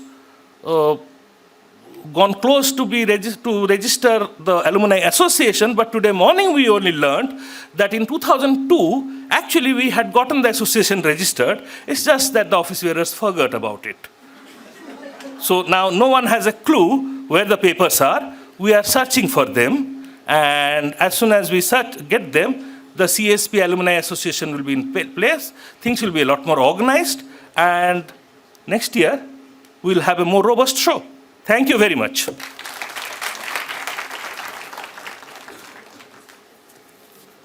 Thank you, sir.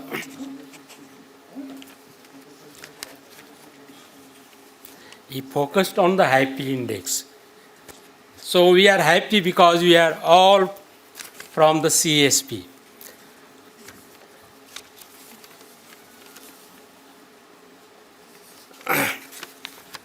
In this continuation, there will be question answer session. So questions are invited from the audience, from the panelists.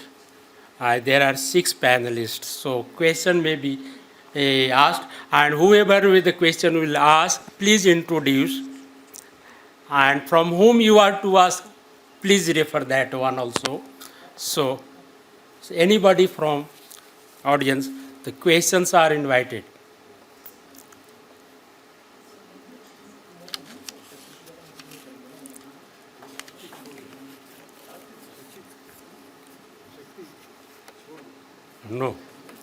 No question. 1, 2. Intelligent audience. No, 2 are raising their hands. So please. 1 is there from this side also. I think mics should. Are you able to speak loudly?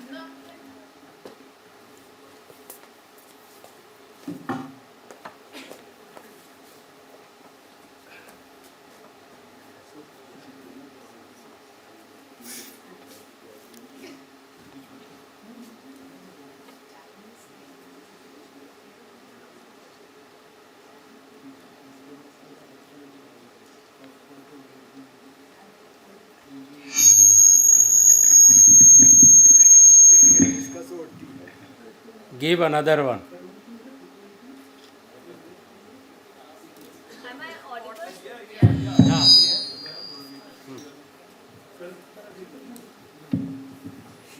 So we have this demographic dividend discussion going on every time when we study Indian economy. Oh, I'll introduce myself. I'm Rosalind. I'm a MA first year student of CESP. So about demographic dividend. But there is this general appeal about government jobs, and our youth, mostly we find them, I won't say wasting their time, but they are so much into government jobs that they spend their really productive youthful days on in preparing for these government exams. So how can we cultivate this entrepreneurship culture in our country, because there is a lack of it, and then there is also a lack of women participation. So yes, that's So from whom you are asking question? any of the panelists members are welcome to it. Mahapatra.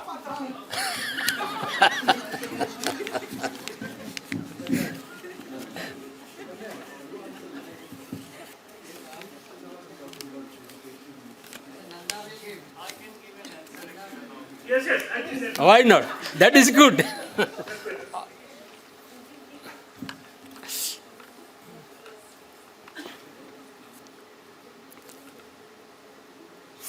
Yeah, I'm Suresh Nanda, CESP 1975-77. I think this emanates from the fact that India celebrates government job. There is a sense of entitlement. There is a sense of security. And also, we have a judicial system which I think is less set to better. I think I have seen when we were young, getting a scooter was difficult when we started working. Getting a telephone was difficult. Banking was difficult. Everything changed. But few things haven't changed. The sense of entitlement of the government servants and a very, very, what I would say, archaic judicial system where the corrupt don't get punished. I think that itself is the answer to the question why government jobs are being sought after. Second thing that happens is, in India, the entrepreneurs are being looked down upon. Whether it is in economic discussion, whether it is in political discussion, we talk about entrepreneurs as if they are, some of them could be bad, but they are the ones who create employment. But somehow socially, we are anti-entrepreneurial. I think unless we change that mindset, anybody who creates a job is far more important than anybody who's supervising anything. I think we have to change that mindset. Only then things will change. And I'll also add about something about Happy India. I think we talk about a lot of progress that has happened. I stay outside, I just came a few days back. We talk about wonderful roads. Yes, roads have come up pretty well, but we have lost road sense. We drive dangerously, we don't follow rules. I would say what India needs now, lot of social and other skills to be empowered so that we really progress. What is the progress are we talking about? In Delhi, where I came in 1975, you could breezing from one place to another in a mudrika in 30 minutes. Today, in a big car, you cannot do it in 2 minutes. I think these aspects have to be there. I see another aspect. There is, I think we are totally also very, very conscious. How many middle class and upper middle class take the metro in Delhi? If you say I've taken metro, it is down market. Let's change our mindset. I think we talk about a lot of macro things, but don't get into micro things. Thank you. Thank you. I just add one point to that as someone who's actually seen like both sides, worked in government job and then moved to markets. So I will say that in a government job your downside is protected. And when you are in the private sector, while if you are good and circumstances are on your side, then you can clearly move up faster. You may also lose your job. So I think that it's but natural in a country where the social safety net is that much limited. People are afraid of moving out into the government sector. In my own case, when I was resigning my government job, one day my BP went up to 200 by something. Because everyone kept on saying that, there is a pension, there is this, there is that, why should you leave? So I think that is something that often plays on people's minds. Can I add one small thing just to, because since I talked about meaningful employment, yes, my friend. So, oftentimes we talk about things, which is kind of impressionistic. I don't think youth would like to work for the government if there were enough opportunities of meaningful employment in the private sector. I mean, people could work for government, people would work for private, there won't be any distinct preference for government. And I'll tell you why I'm saying this. Maybe it is a bit anecdotal, but I think if you get the data, it will back it up. In the first decade of this millennium, you never heard about reservation. None of the upper caste people were complaining, they stopped complaining about reservation in government jobs because they never cared. Because the private sector was generating enough jobs, jobs that were seen as meaningful employment. Nobody cared. Today, for the last 1 decade, when jobs have started shrinking, the reservation topic is back on the agenda. It's as simple as that. Meaningful employment with a sense of security. Everybody wants a sense of security. Casualization has increased hugely. India Inc. is one of the, in the world, if you compare corporate classes of the developed countries and some of the developing countries, India Inc. is the least accountable class. So you have to think about that. It's not that you just want to go and work for the government.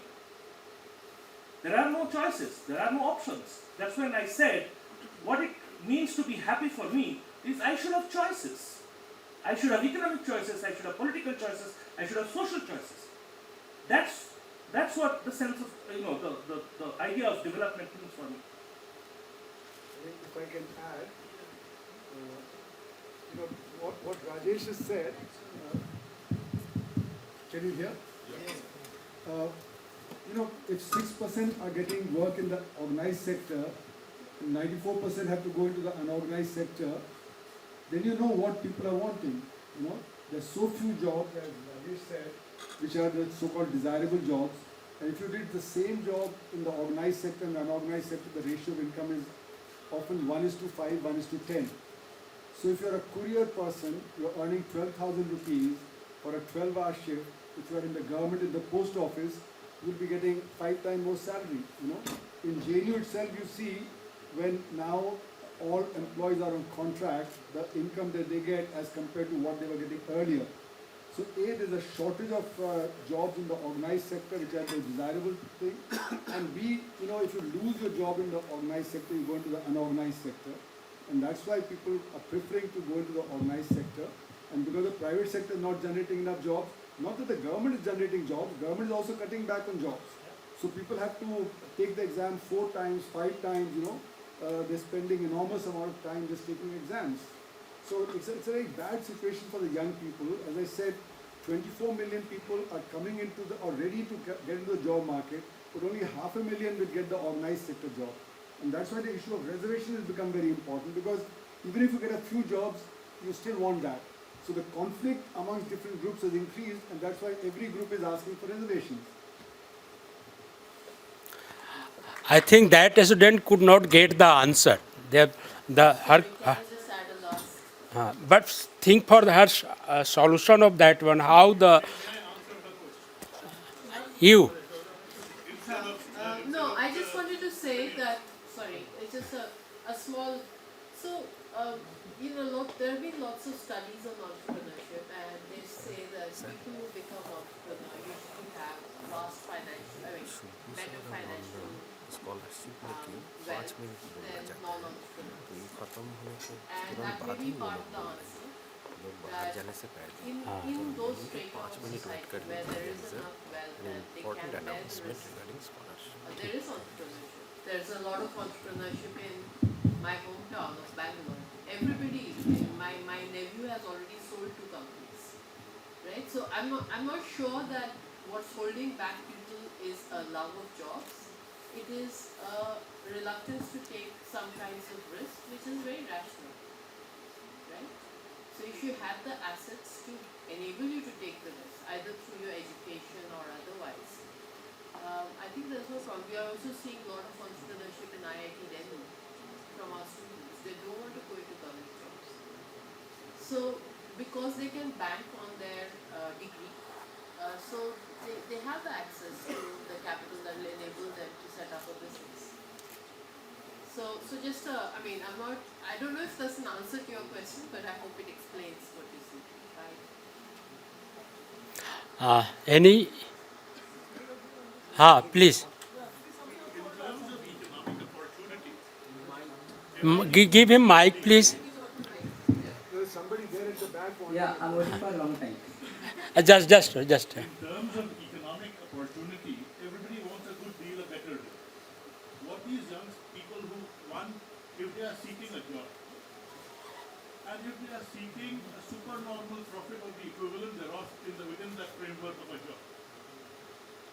And unfortunately, there is a genetic coding in this country where everybody refuses to admit it for obvious reasons, but what they are looking at is a parasitical largesse within the framework of salaries. And that is what we are contending against when we are classifying the kind of jobs that people seek. It's just that that entire vast workforce would be very upset at having their reality discussed so plainly. Thank you, sir. Just to add, you see, the question was, Please introduce yourself. I'm Rajesh Khanna, and I was in 1988-91 batch of CSP Financial here. Her question was a little different. Her question was a systemic question. What is systematically driving people to seek jobs? One answer is jobs are less. We got into reservation, we got into... In my mind, we have not been able to create a fair market institutional environment where entrepreneurship is rewarded. It is cronyism that is rewarded, it is corruption that is rewarded. So that is why people are a little reluctant to those people who are really innovative, those people who are really motivated. They would rather go and try their entrepreneurship in other countries rather than try in this country. So for instance, Indians moving out to India, out to US are best of the entrepreneurs. There are many people who are doing very well. In India, the people are not, their entrepreneurship is not rewarded because those who do not want to be cronies, they tend to be left behind. So what we need to understand is the institutional, our political class, character of our political class, character of our institutional environment, which does not reward the entrepreneurship. That's what my thought is. Thank you, sir. Thank you. Let me introduce myself. I am Ashish. I did my MA from CSP way back in 81, 83. I have a very simple questions, kind of a puzzle. I teach in a college and I have to face undergrads. And these days, the students are pretty militant. If you can't answer their questions, you're almost thrown out. It's not that someone asked me a question and I couldn't answer. It's kind of something what I'm thinking in my mind, and this is the best place where I can ask. First thing what I've noticed, in our earlier traditional textbooks on Indian economy, there's a fairly good material on land reforms. Now these days, it is completely chucked out. Now I have a problem here. To my mind, without land reforms, no agricultural transformation could be successful. And if this is so, then no economic development can take place. It's as simple as that. Please correct me if I've got my basics right. Now we can see we have tried our whatever ways, little ways we could implement our land reforms. It was not a success. Still, someone would say, look, fine, you couldn't manage land reforms. It's only in 2 states they are successful. Others, nothing happened as such. But still, see, we are marginally exporting. Now, does it mean that we have to redo our basics? Does it mean that what we all learned, basic economics, it's all wrong? I don't think so. I mean, I am just, see, my question is this. This is a major flaw, I would say, land reforms is deleted. Because land reforms is deleted, because you couldn't do anything about it, even certain things about land reforms we did not do, even when they were not politically sensitive. And it is because of this, farmers are dying. And I don't think, it's a dilemma. To my mind, we cannot do anything if we do not do land reforms properly. Now perhaps we cannot go back, it is deleted from our textbook, so much so that nobody thinks about it. So I don't know. For me, the solution lies in the countryside. For me, the solution lies in transforming agriculture. And I don't think, personally, I'm very, very confused. And I still don't want to give up my basic understanding of economics that, we have managed with land reform, so let us continue to do without land reform. Thank you. Thank you, sir. So, any other question?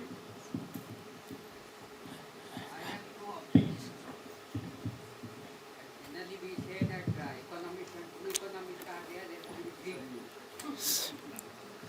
So what I am telling that, really speaking, economists as a academician, we have failed, frankly speaking. Because until and unless we have a practical exposure to trade, industry and finance, our theory will not work. And that is what I am telling. I have written myself and I found it, that why demonetization was a failure, because it was a wrong place surgery. Because economists were thinking that the money was hoarded. Actually it was not hoarded. And actually the currency has gone up because of under-invoicing Chinese import, which has to be financed by cash only. So that is why the cash intensity has gone, despite your digitalization. Second thing, which is very critical, second thing is that during 2004 to 2008, which was taken to be a golden period of growth, but I have written also and it has been published, it was not a golden growth period because it was simply it was circulation of surplus flow of credit, surplus flow of fund. It was flow from commercial banks were giving credit at sub-PLR rate, and that was routed to as a fixed deposit in the bulk deposit. So actually they were arbitrage, but CSO was calculating corporate investment according to financial growth, not its use. It has been amply proved because 2004 to 2008, the corporate sector investment in fixed deposit of companies has increased from 3% to 17%. It was a 28% increase. How can you have it become a lender to the banker? So naturally what is happening is that we as a theorist, I mean, it is not in India alone. You see the 2008, it was all your federal governor and everybody was telling the economy is doing very well. They could not see the crisis even it was happening that time. So naturally what my thinking is that unless and until you have a practical understanding, then it is, I will tell you one story small. There was in UP, there is a sugar cane production is there. So वहाँ पे क्या होता है कि अगर गुड़ मतलब sugar cane का जूस नहीं होता है ना, तो उसमें कहते हैं गुड़ नहीं लगा अभी इस बार. So somebody like me who was educated, this one went to their father, yes, गुड़ तो नहीं लगा. They see it गुड़ लगा है जैसे कोई पेड़ में लगा होगा. So this is the conditions economists as long because world over economists. Why so many theories are there but still the economies are not doing well? Why there is a because we are see here itself on the same topic there will be n number of opinions. So naturally we have to build a theory along with the exposure to the trade, industry and finance. Thank you. So one thing I would like to request that this, sir, please. This is the question answer session, so please ask very shortly. Hello? Very short. Oh, that is enough, so no further question. You want more? So no more question, please. Excuse me. Sir. Huh? Can I ask you one question? Hello, myself Prasad. I have two questions. My first question is, like 3 years back, 2 years back, both that Sri Lanka and Pakistan were facing very huge crisis. Everyone observed that. But still in HDI rankings, India was ranking less than compared to those which are facing crisis. what is wrong with HDA? Is the HDA wrong? Which supports those countries which are actually lagging behind and facing crisis and ranking India less than those countries which are there. My second question is about the growth projections of India. And see, recently I read an article in which they mentioned that our Indian economy is growing so fast. Like at current, ours is 4 trillion, economy reaching 4 trillion soon. I am just comparing it with 2018. I was living my life with my spending with half the money which I spend today, and at the time it is like around 2 trillion. Now it is 4 trillion. The prices and the expenses that I made was like almost double. Is the GDP really grow? Is my second question. My first question is that why the countries like Sri Lanka and Pakistan, which are facing crisis, are ranking better than us in HDA? Is this the fault of HDA? Or else, yeah, thank you. Sir, I have one short question, if I could ask. Here. As a He's asking questions there. Yeah, just a short question. Firstly, I want to thank all the panelists for their insightful words. And my name is Arun. I'm a student of CSP in my second year right now. My question is to Professor Arun Kumar, sir. Sir, you've highlighted the problem of the black economy and the unorganized sector. And so when demonetization was carried out, one of the stated objectives was to limit black money. And according to RBI reports themselves, the amount of cash in circulation has actually gone up to the level that it was back then. And we find that the use of tax havens has also persisted, if not increased. So my short question is just how do we address the problem of the black economy, and how do we reduce the absolute magnitude of the unorganized sector through practical steps? Thank you. Thank you. So no further question, please. Let us answer.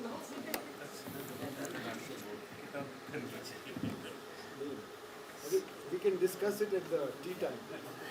Okay, thank you. So now there is an announcement regarding the scholarship. So for announcing the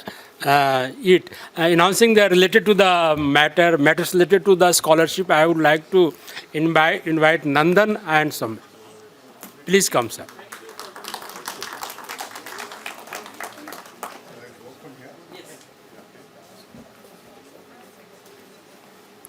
Thanks to all panelists, sir.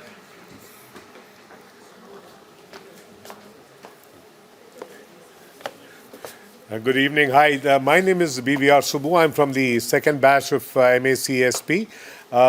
Great to see so many people here. I was only hoping that we'd have a little more, what should I say, interest in the foundation that we are talking about.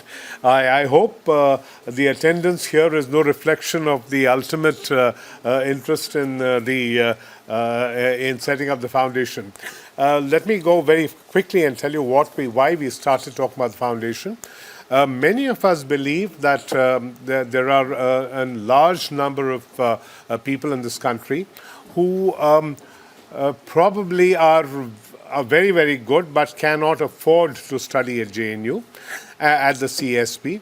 And in order to, and this may be particularly so in the case of girl students, and we believe, therefore, that we should try and do something to, primarily because of the economic conditions of the families. So we believe that for students who may be economically disadvantaged, we should try and create a scholarship fund. With everything in CSP, in JNU, of course, debate precedes action. Debate can go on endlessly. It almost went on endlessly with us. One day we decided to stop that debate. We've gone ahead and registered the foundation. The foundation hopes to raise a corpus of about 1.5 crores to 2 crores. It is our belief that for every 500,000 rupees, 5 lakh rupees that we raise, we can fully fund the hostel and mess dues of a student, only through the interest that accrues on the corpus. And with that, we should, if we have, let's say, 1.5 crores, we would have 30 students, 15 from each batch. The students will be selected primarily on the basis of their, of the people, of the students admitted to the CESP MA program. They would be only those meeting a certain economic disadvantaged, what should I say, background, I would say, would or criteria would be eligible for the scholarships. I hope we will be able to start, start giving out the scholarships from August of 2024. Nandan Non has joined with Professor Arun Kumar, Rajesh Mahapatra, Narendra Pani, Athreye Hari Prasad, and Prabhudayal Meena and me in trying to build this, get this thing built together. And Shurjit Das, of course, has been with us in building this thing. We've built it. Hopefully, you'll spread this word around that when we come round to with our hat in our hands, people will contribute. I was only suggesting that on the WhatsApp group that we had for CSP, if everyone who contributed one word would put in 10 rupees, by now we would have had 2 crore rupees in our account. Unfortunately, people talk more than they than we would like them to, but there you are. That's something you can't escape. But do spread the word around among everybody you know from the CSP to try and see, to try and loosen their purse strings towards a good cause when we do set it up. We have just got the registration done yesterday. We hopefully should get the income tax and stuff done. We should get the bank account thing done. And we should be open for business, in a manner of speaking, from about the middle of February, probably the end of February or so this year, next year. So let me thank all of them, all of the people who have stood up with us on this endeavor. Indranil, of course. Sorry, Indranil. The foundation, Shashwat Dhar as part of the foundation. How can I forget? Sukanya has agreed to be on as a management committee on the foundation. So there's so many people. So we'd like more people to get involved with this for a period of time and get this rolling. I do hope we can do what we have set out to do, and we look forward to all your cooperation and collaboration in this effort. Thank you very much. I just want to add a few words here, taking a cue from what Subbu said. My name is Nandan. I did my master's in 95, then MPhil in 98, then PhD in 2012. We have so far 48 MA batches passed out from CESP. And we calculated that if 3,000 rupees per month is to be given, a 5 lakh rupee deposit in the GSECs would be enough. So if I have each batch, 48 batch, contributes 5 lakh each, then we can actually support 40 students, 24 each in 2 years. So I have been since the morning, whoever I'm meeting, I'm trying to push forward this agenda of mine that each batch contributes 5 lakhs. So I'm trying to locate coordinators for each of the batches. So we have created a dedicated email ID for this purpose, and soon we'll have a website. The email ID is easy to remember, cesp.gjf, Golden Jubilee Foundation, so at gmail.com. So in case of any queries, we'll be very happy to answer. But as Subbu said, the process has started. We will have the next course of action is PAN, bank account, ATG exemptions, 12A exemptions, then FCRA. And we are through. And then, of course, we have to have an MOA with JNU. I'm sure the faculty members in the CESP will be able to facilitate it. Thank you, and wish all of us luck. Thanks. Yeah, we'll take a very short tea break, maybe 10 to 15 minutes. And then there would be very exciting cultural program. We'll prepare the stage by then. So there would be some program on Hindustani classical music, followed by some band music and some Bollywood.